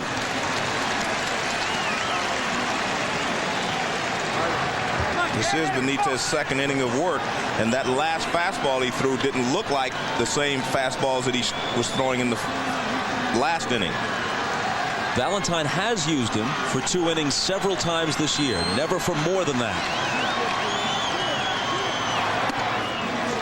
2-0 to Klesko.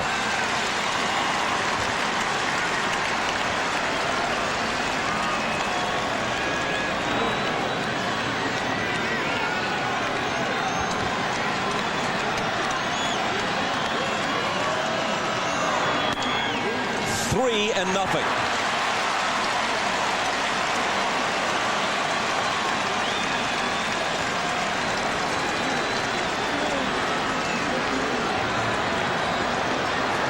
Ozzie Guillen is on deck. Jones dives back.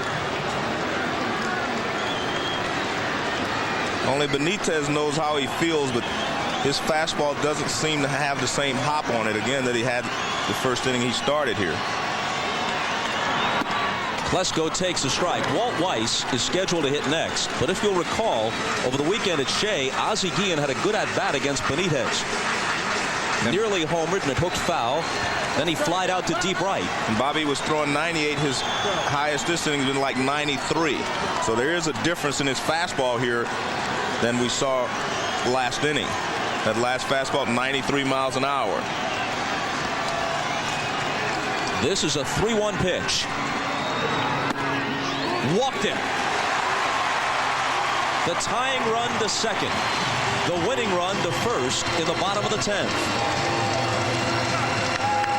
And Dave Wallace, the pitching coach, once again out of the dugout.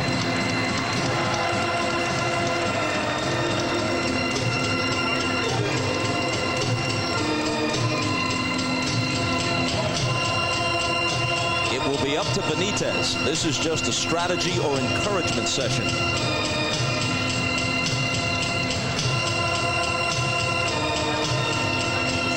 The Benitez we have seen in his last several appearances has been a dominating pitcher who just mowed people down. He is laboring now. But we've seen two guys, both he and Rocker, who have pitched quite a bit in this series, more than their normal 1 inning at a time. And when you do that, a guy's pitched one inning at a time most of the season, and all of a sudden he has to throw 2 innings. And remember, there's a stress factor here, too. These are tough innings that they're throwing. These are not easy innings as you have during the regular season. These are tough innings under a lot of pressure.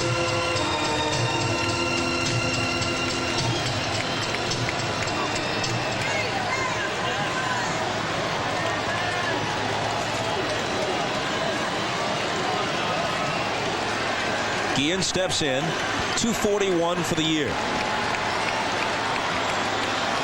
The only man Cox hasn't used, only non-pitcher, George Fabregas, moves on deck. Strike 1. 97-mile-an-hour fastball there.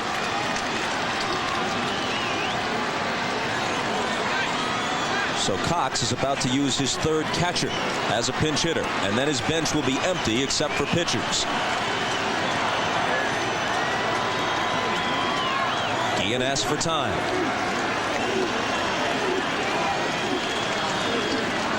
There's Chipper Jones. He can't bear to look at this point, or he's deep in thought.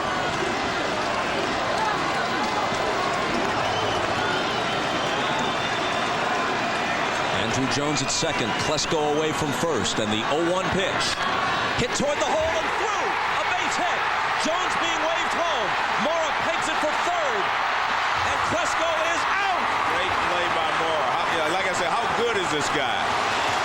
Darn good. Yeah. The game is tied. This is he threw a guy out at the plate earlier in this series, and he comes up and fires one across the diamond, a perfect strike.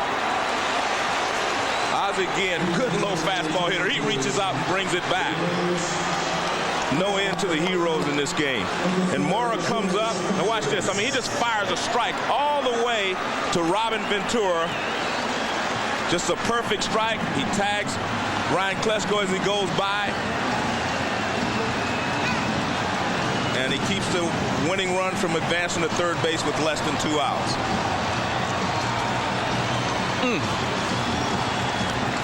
But each closer, heretofore close to invincible, has given up a run.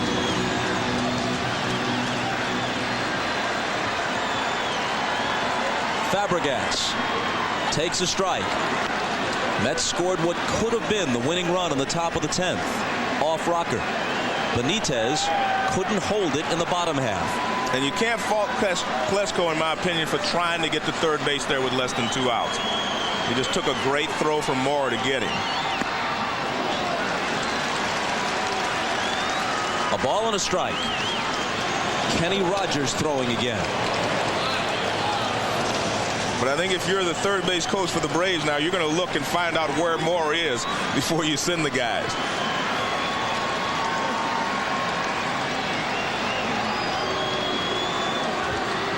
Prior to this 10th inning, neither Rocker nor Benitez had allowed an earned run this postseason.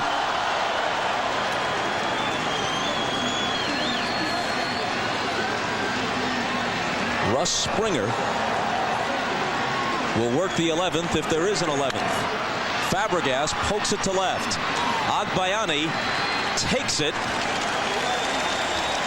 And we take a deep breath as we move to the 11th.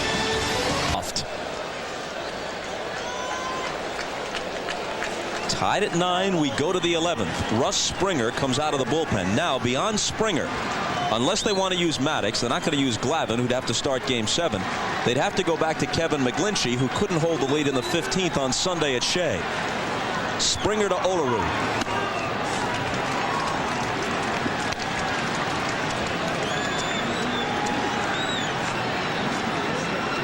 Springer was 2-1 for the year. Those are his postseason numbers. For the season, his ERA was 3.42. He falls behind 2-0. Olerud is 2 for 5. He has a couple of singles. Maddox stirring again in the Atlanta pen. And Mike Piazza's out of the middle of this Mets lineup. He would be the next hitter, and Ozzie again in at shortstop. Ryan Klesko is the first baseman for the Braves.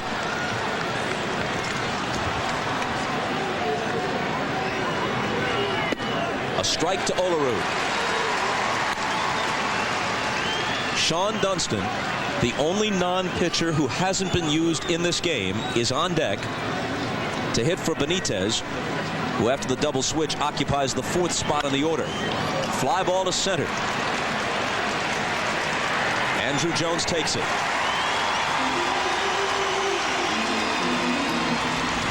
So now Sean Dunston.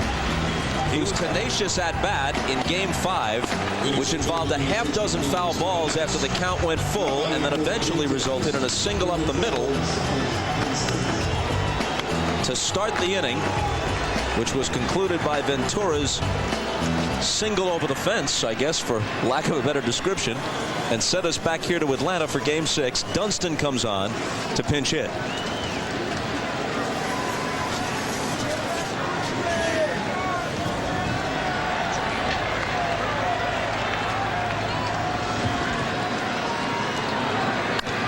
Swings on the first pitch and pops it up. In foul ground, Klesko. So in contrast to his lengthy at-bat in Game 5, Dunston is done after one pitch in Game 6. Well, he went up there, I think, in this situation, tie ball game. He's trying to get a pitch that he can hit, maybe get an extra base hit, driving in the gap. Whereas on Sunday, he was trying to become the tying run. There's a little difference in your approach when you're just trying to become the tying run and when you're trying to become the winning run.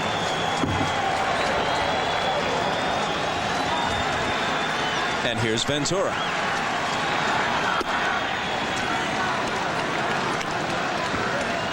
He's 1 for 5. He had a 6th inning double. He also flied to the fence in deep right in the 7th.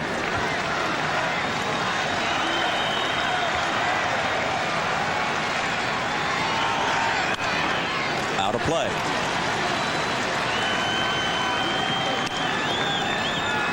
In the bottom of the 11th, Gerald Williams, Brett Boone, Chipper Jones for Atlanta.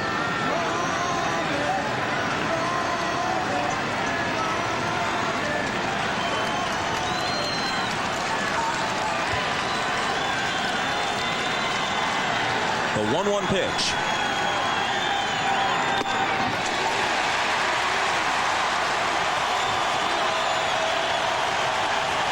And the Braves fans get excited here.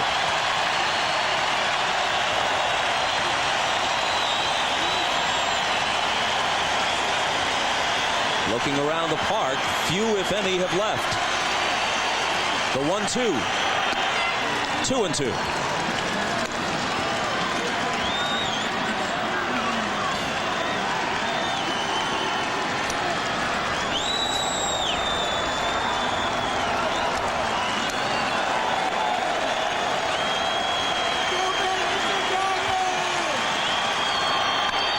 Hit hard down the right field line, in the corner, foul.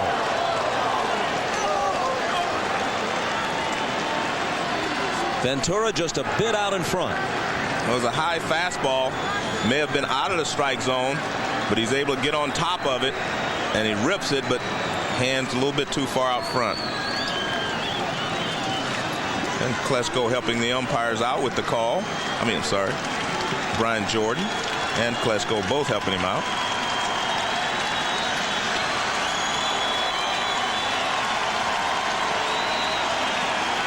With Darrell Hamilton on deck, another 2-2 pitch. Brett Boone to his left from the outfield grounds. Throws Ventura out to the bottom of the 11th.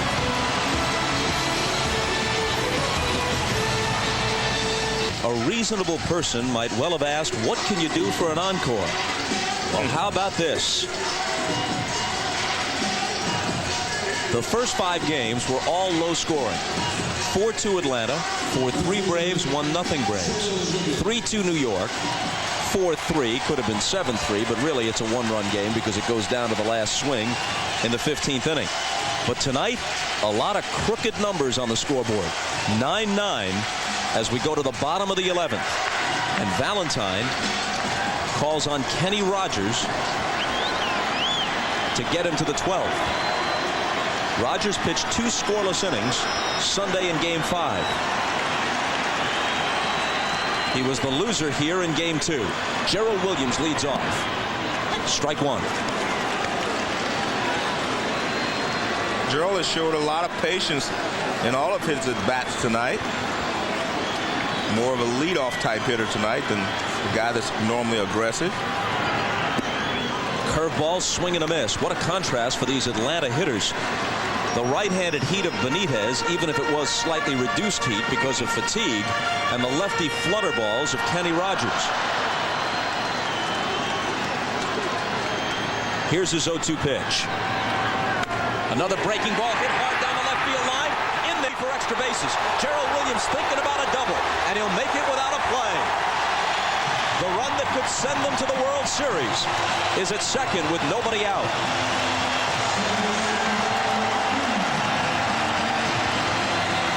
Well, he threw him 2 good breaking balls. Now watch, this one hangs.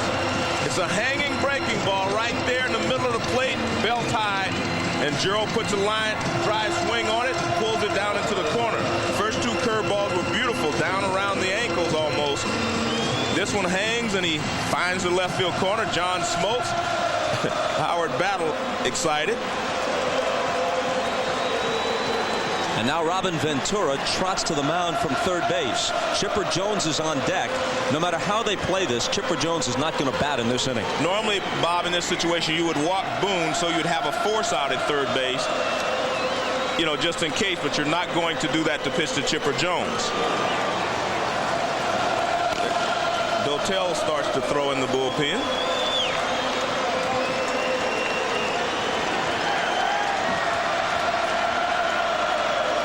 Boone hitless on the night with 3 strikeouts. He squares. He bunts. It's fielded by Olerud. No play but to tag Boone. Good job there by Boone. He gets the job done. That pitch looked like it was bearing in on him. A tough pitch to bunt, but he got it down.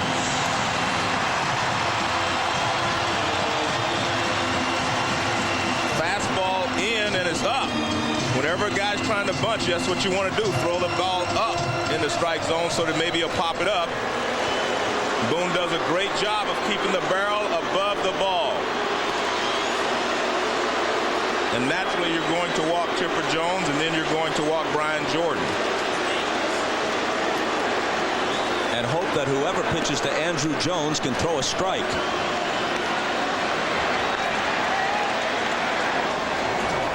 And there you see Don Baylor talking to Andrew Jones because he knows that he's going to be the guy on the spot for the Braves here.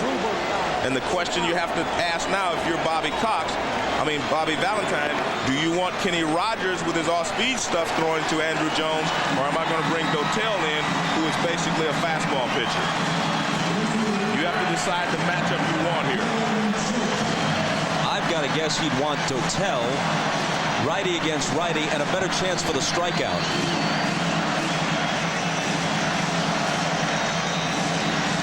This time it's Valentine, not Wallace, who goes to the mound. Well, this is interesting. He goes to the mound before they walk Brian Jordan.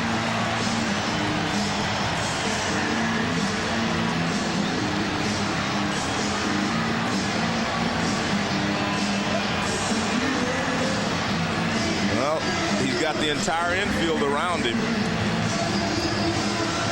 I don't think you can pitch to Brian Jordan and play back for a double play.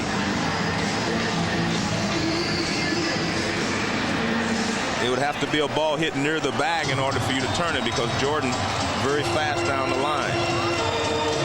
But there is something going on here other than just your normal situation here where I say, okay, I'll walk this guy in 4. And take a look. He's sitting. The catcher is sitting down.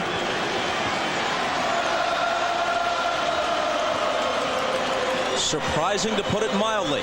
Jordan stands in, and they pitch out. They may wind up walking him.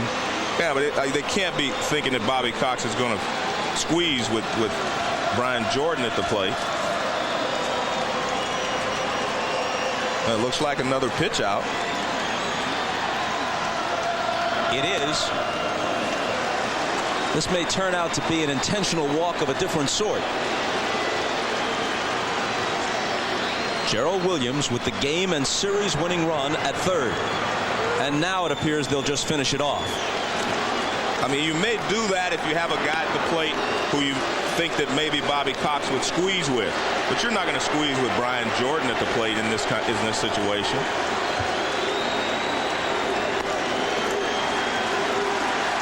It's up to Andrew Jones, who tonight is 2 for 5 in the postseason, 9 for 41. And what Bobby looks like he's decided to do is go with Rogers because he can throw some off-speed stuff rather than go to Dotel, who has to come at Andrew Jones with fastballs.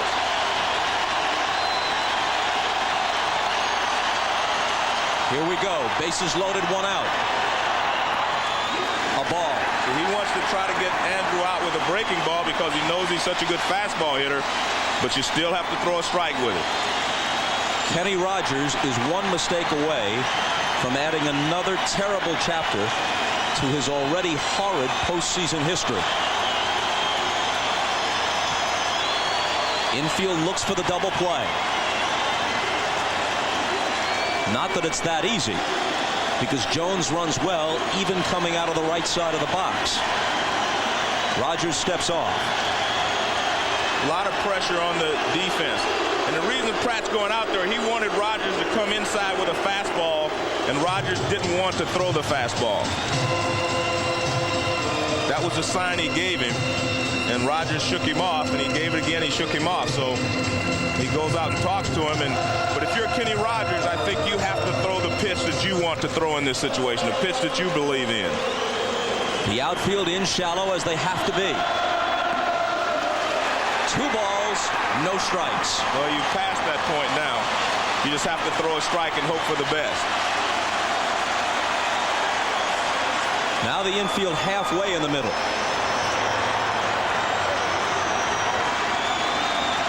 And the 2-0 pitch. Tapper, rolling foul.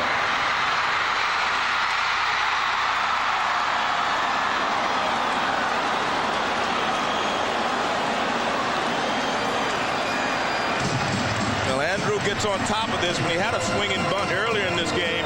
If this ball stays fair, ball game over, because you see Gerald Williams coming for the plate. He's going to be able to beat any play that could be made on the ball.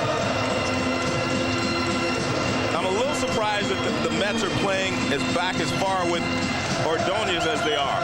I think you have to come to the plate. I don't think you can make a double play here with Andrew Jones in this situation, unless it's a one-hopper near the bag, and if it's hit near the bag, it's going to be a base hit anyway.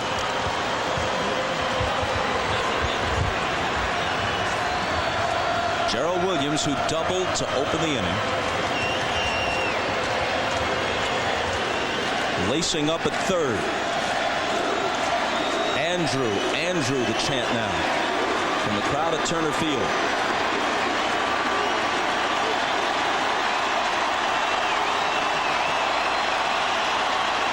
Rogers ready, Jones ready. The 2-1 pitch. 3 balls and a strike.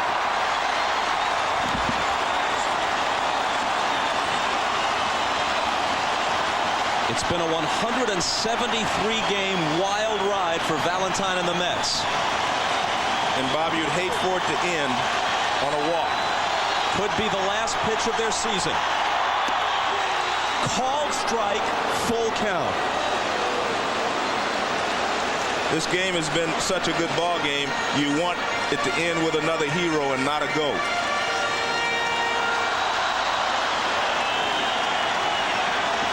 The 3-2 pitch. Bring on the Yankees.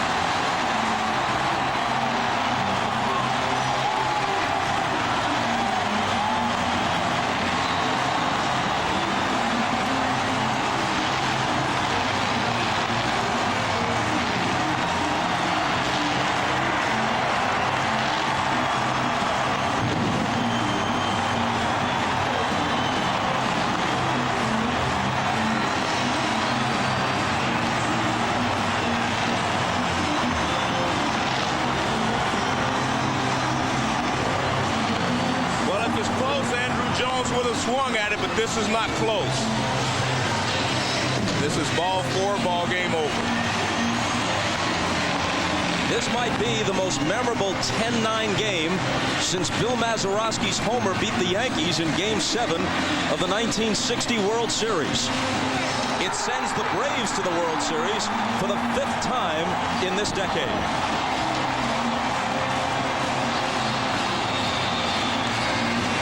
We finally reached the closing night on the best Mets show since 1986. And that's why, and that's the point. He didn't want to lose it that way. And I must admit, I hate for the game to end that way. Let's go to Craig Sager. Well, this ball game began by Gerald Williams in the bottom of the first getting hit by a pitch and scoring the first run, and it ends with you leading off the 11th with a double and scoring the final run. A whole lot happened in between, but talk about the last at-bat here in the 11th. It was just a situation where I was trying to make sure I get on, try to put the ball in play, hit it hard somewhere, and fortunately that worked out for us. With Kenny Rogers' great move to first base, how important was it to stretch that into a double? I think it was important, but at the same time, the onus was on making sure that I get on. What happened to you guys when you lost the 5-run lead and they tied it at 7? Did you feel the kind of air come out? No, it was a situation where you have to give them credit. They kept scratching, they kept hitting the ball well, and it was unfortunate that we were on the other end, but you have to take your hat off. You have to take your hats off to them. They played extremely tough. After they came back from the 3-0 deficit, did you guys feel coming to the ballpark today that you had to win it tonight? Because if you went to the 7th frame, they'd probably have the momentum. The general feeling is that you want to win every game that you play. But obviously we didn't feel like we have to win this game. We're still at home, and we still ahead one game coming into tonight's game. And it was a situation where we wanted to make sure we played a good brand of baseball. After you got to third base, after the sacrifice bunt by Boone, they walked 2 other guys. What are you thinking at third base? Making sure I don't get doubled off. We had the ground ball where you almost scored, but went foul. Well, we were happy about getting the run any way we could. What are your thoughts about going to New York to face your old team, the Yankees? I think it's an outstanding feeling. I mean, it doesn't matter who you play, but at the same time, when you're in the World Series, who cares? You know? Congratulations, Gerald Williams scoring the winning run. Let's go back upstairs to Mount Costas. Thank you, Craig. Taking care of some housekeeping, Gerald Williams is the Chevrolet Player of the Game. He scores the game and series-winning run after leading off the 11th with a double. And the Braves, who had squandered 5-0 and 7-3 leads, eventually emerged with the victory over a Met team that simply would not quit. We'll be going into the victorious Atlanta locker room when we come back, but seldom has a losing team in a playoff series emerged with such enhanced regard as have the Mets. They have made fans not just in New York but all around the country with the wild ride they took us all through in late September and October. And there's no doubt, I mean, this Mets team just would not die. I mean, they came from behind this whole series, and I just take my hats off to them and to say that they played a great series, but, you know, I think history caught up with them today, Bob. Well, they played 3 times, interleague play. The Braves won 2 out of 3. The World Series will open here Saturday and Sunday at Turner Field. Games 3, 4, and 5 will be at Yankee Stadium. Here's a glimpse back at the 3 games they played this year. This is on July 15th. And in truth, I'm not 100% sure what's on here. Martinez struck out. Andrew Jones robbing Chili Davis with Glavine on the mound for both of those. El Duque the victim there on a blast by Chipper Jones. This is Andrew Jones off Mariano Rivera. Jones likes hitting at Yankee Stadium. You remember he homered in his first 2 at-bats there as a kid in the '96 World Series. Bernie Williams connects in this one at Yankee Stadium. The Yankees won the last game after dropping the first 2 against the Braves. So Atlanta's got to go through New York twice, through Shea and then through Yankee Stadium. We go to Jim Gray. All right, thank you very much, Bob. For the 5th time in the past 8 years, the Braves will be going to the World Series, National League champions. To present the trophy, Len Coleman, the president of the National League, to Ted Turner, the principal owner of the Braves, Stan Kasten, the president, John Scherholtz, the general manager, and Bill Bartholomew, the chairman of the board. Len?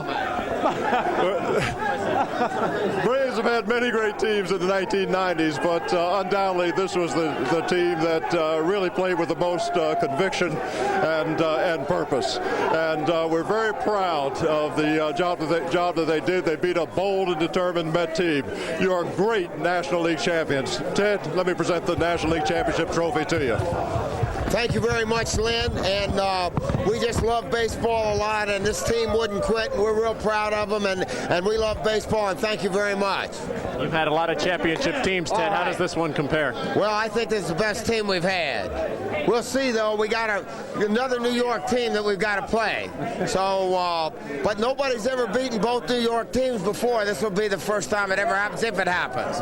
Let's bring in Bobby Cox. Bobby, congratulations to you.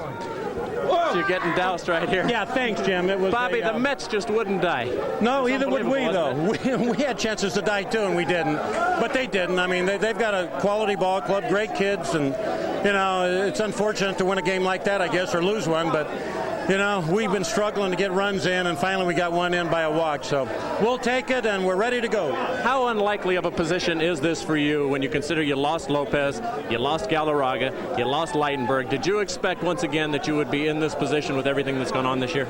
Well, you never know. I mean, you know, it's hard to say. We could fill a few of those positions, and the guys that went in did a great job. And there's more than one ways to win a ball game. And this club was a great base running club all season. We goofed up a few times in the NLCS, but for the most part, you know, it's gotten us a lot of runs. So we'll try that in the series too. Was this your best managerial job?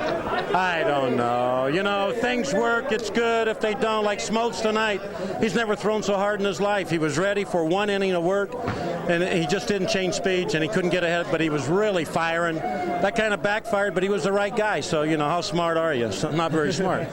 Now you've got the Yankees. Yeah, well. Do you need this? Both of you teams really will be striving for history here because the winner would be the team of the decade.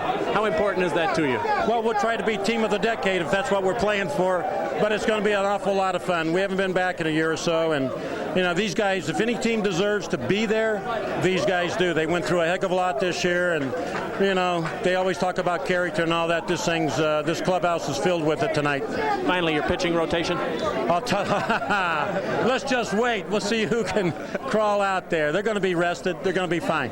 Bobby, congratulations. Thanks a lot. All right, Len Coleman, it's time for you to present the MVP trophy. And the MVP trophy by Len Coleman is going to go to Eddie Perez. Go ahead, Len. Eddie Perez, you had timely hits all of this entire series. You played behind it, just tremendous defense behind the plate, and you're going on one leg, and I tell you, you were just really spectacular, and you're indeed a very worthy MVP. And it's my pleasure to present you with the MVP trophy. Thank you, man. Thank you. Thank you. Eddie, the 8th inning, your team is down by a run. You go up there and you get an awful big hit. It leads to the winning run because Otis Nixon eventually scores. What was going on that bench after you guys had surrendered a 5-0 lead and then a 7-3 lead?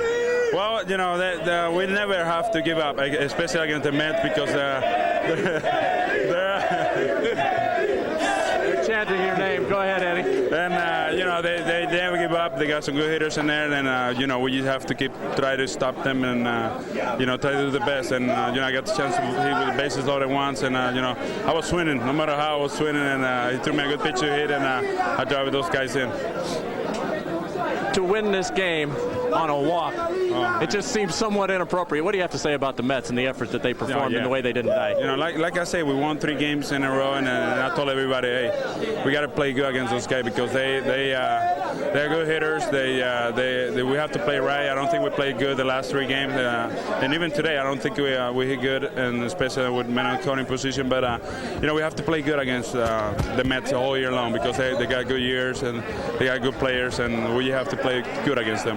What now against the Yankees? Clearly, you guys really didn't hit the ball too well until tonight, and you kind of broke out here a little bit tonight, aided by some of the mistakes that the Mets had made. But you feel you're going to have to hit the ball much better? I think so. Like I said, we have to play better than the last 4 games. We don't play good. We don't execute, and you know, today is one of those. Hey, you know, you win the game, and that was a big win for us today. Eddie Perez, you had a couple of home runs also. You had a big home run in Game 1. You had a big home run in Game 2. And you got a little more champagne poured over your head as we take a look at a couple of those home runs with Javi Lopez. You become a power hitter filling in for Javi Lopez, huh? Well, like I say, I have to be ready because...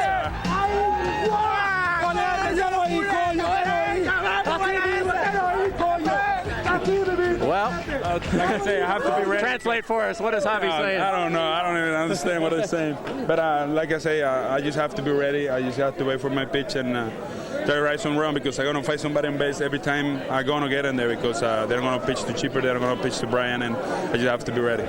All right, Eddie, congratulations to you. Thank you, man. All right, Bob, back upstairs to you. We'll have some more of the Braves in just a moment. Jim, thanks a lot. You know, just about all the superlatives have been exhausted, and yet, after catching our breath for just a few days, we're lucky enough to be right back here in this ballpark for what shapes up as a tremendous World Series. It would be under any circumstances, but as Jim Gray mentioned, it really is a series to decide which team will be called forevermore the team of the 90s. And the reason for that, Bob, is the Braves have won more games, but the Yankees have won more championships. But if the Braves are able to beat the Yankees, they will have split 2 World Series with them. They'll equal the Yankees and the Blue Jays' total of World Series titles in the 90s, and they will have won the most division titles. So it would be them. If the Yankees can win, that's their 3rd. Case closed for them. Let's go back to Jim. All right, thank you very much. I'm here with Chipper Jones. Chipper, you kind of broke out in Game 5, had a little bit of a hitting slump. You're the probable MVP in the National League. Do you feel you're going to have to hit the ball a little bit better against the Yankees, though?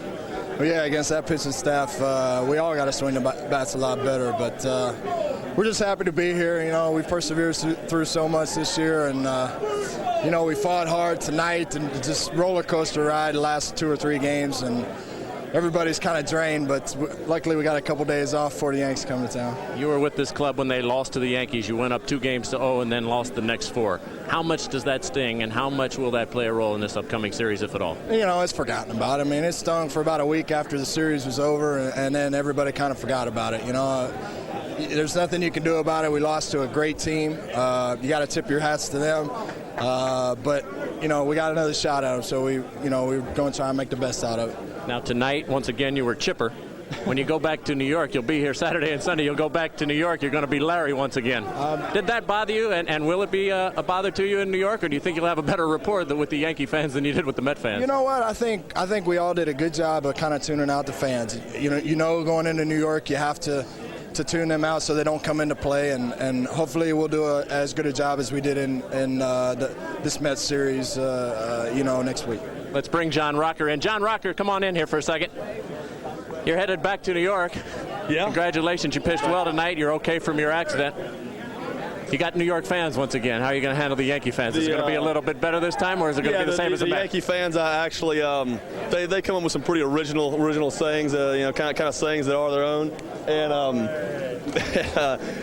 they don't even waste the champagne on you, just beer. No, just beer. I'm not good enough for champagne. But yeah, and I can sit out in the outfield and kind of get a few laughs with some of the stuff they say. And of course, Yankee Stadium is probably the most historic baseball stadium in the country, and really enjoy playing there. All the sentiment and history behind it. It's a real treat to get to play in that field. With all that has gone on with you, how have you managed to maintain your concentration and just play through this all and continue to taunt and have a good time and be as wild as you've been? I tell you, coming back here was probably more stressful than playing up there. I mean, up there I was kind of, a little bit, I guess kind of more at ease, because I was sort of, joking around, having a good time, that kind of thing. Just mainly focusing on teasing their fans and trying to mock their fans and that kind of thing. And down here, all the focus was on us. We were expected to win tonight, expected to keep from going to a Game 7. So I think there was a lot more pressure down here, especially with going up there up 3 games and then losing two close games, games 4 and 5. And there was a lot of pressure on us because I think if they had squeezed this one out and beat us 2 extra inning games in a row going into Game 7, they definitely would have had the momentum.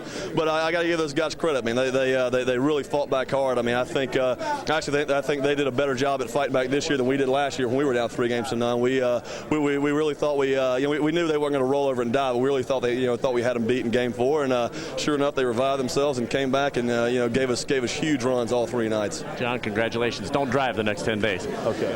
Quite a wild atmosphere over here in the Braves locker room. We'll be back with some more, but right now, let's send it across the way to the Mets and Craig Sager.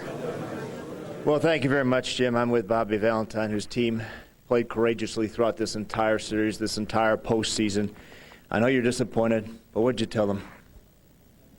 Well, I told them congratulations. I told them they played like champions and they should feel like champions. We don't have a trophy, I know that, but I don't think you can play better than they played right now. And for the season, they did everything they had to do, and congratulations to the Braves and Bobby Cox. They did just a little more than than we were able to muster. But I say congratulations.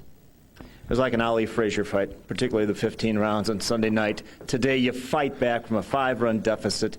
Did you just run out of time? Did you think you had it going? We had about 3 or 4 different times with a lead, and they're a real good team. They just took it from us and scored the runs that they needed to win. Management has expressed their desire to have you back. Do you expect to be back? Do you want to be back managing next year? This is my life, obviously. Thanks. Thank you very much, Bobby. Let's go back to Jim Gray. All right, thank you very much, Craig. The celebration continues over here with Brian Jordan, Greg Maddux, Andrew Jones. Brian, first of all, how's your hand? You took quite a lump there and almost turned into a brawl. Oh, man, it's hurting, but believe me, it was worth it. I mean, it was worth staying in the game and finishing it and being out there when everybody's jumping on each other, so it was great. Brian, you were so close with the Cardinals, and the Braves denied you. Now the Braves have opened the door. Yet the same thing almost happened. You find yourself with a big lead. Were you starting to think in the back of the mind, uh-oh, this can happen to me again? I was talking to Ozzie Smith before the game, and I was like, remember 96, baby? It's starting to creep up on me again. But this team battled. I tell you, I give a lot of credit to the Mets. I mean, those guys never quit. They never died. They never rolled over. And it was just a great series both ways. And we're just fortunate that we came away with the victory tonight. Brian, you stood behind and you watched history last year with Mark McGwire. Now you have a chance to make a little history to go in with the Braves in the World Series. Can you describe the difference in the feelings? I mean, hitting behind Mark last year was great. Watching him take the home run record. But I don't think it can compare to going to the World Series. I mean, this is what you work hard for all season long. And to finally be there, and especially get to play against Joe Torre, my old manager, and a guy I respect to the utmost, it's going to be a lot of fun. Brian, congratulations. We look forward to Saturday in the World Series. Thank you. Let's bring in Greg Maddux and Andrew Jones. Andrew, come on in here. Tell us about that walk. You were very patient tonight. Tell us about the final walk and watching those pitches as Kenny Rogers was winging it at you. Well, I think my first 3 at-bats, I didn't have that great at bat. I had a chance to drive a run in. I didn't ground ball to second.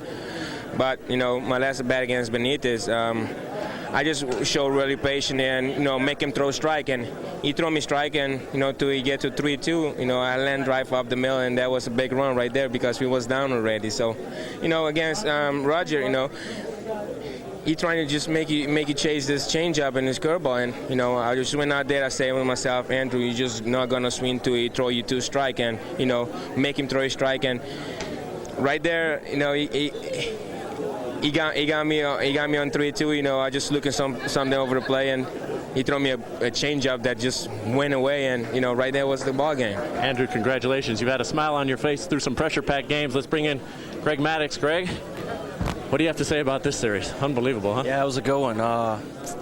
Both teams never quit. The Mets fought back. You got to tip your hat to them, and we're all glad Andrew was patient enough to lay off of those pitches later on. It was a great at bat. Sometimes the best at bats are a walk. You look exhausted, and you didn't play tonight. Yeah, well, it's hard watching. It's easier pitching the other day than it is out, sitting back watching. Do you have any idea what the rotation will be for the World Series? Will Tom Glavine start the first game, and do you know what it will be? I don't know. We were just trying to win tonight. We weren't looking down the road at all, and whatever. I'm sure Bobby will get it figured out. He always does. All right, Greg. We look forward to seeing you in the World Series. Congratulations. Okay. All right. Bob Costas, the celebration continues. A jubilant Braves locker room. Back upstairs to you. Jim, thanks very much. Here's Gerald Williams jubilantly coming down the line from third to the plate after Andrew Jones walks on a 3-2 pitch to force home the winning run in the bottom of the 11th. 10-9 Atlanta. 4-2 in games. And Joe, I would think that this would rank with the great National League Championship Series ever played. A couple that come to mind: 1980, the Phillies against the Astros. It was a 5-game series then, best 3 of 5, and 4 of those 5 games went extra innings. And of course, one the Mets were involved in, another 6-game series, but they won that one against Houston in 1986 with the 16-inning game in Game 6. Well, I don't think any series has been more exciting than this. Wow. I mean, I just feel like percentages finally caught up with the Mets. There's a reason no one has ever come back from 3-0, and I think that caught up with the Mets today. A great series here, and on paper, a great World Series shaping up between the Braves and the Yankees, which will open here at Turner Field Saturday night, 8 o'clock Eastern Time for the first pitch. Actually, I'm wrong about that. 7:30 Eastern Time. We're so anxious to get it started, we've moved it up half an hour. 7:30 Saturday night. The Yankees and the Braves here on NBC. This one goes to center.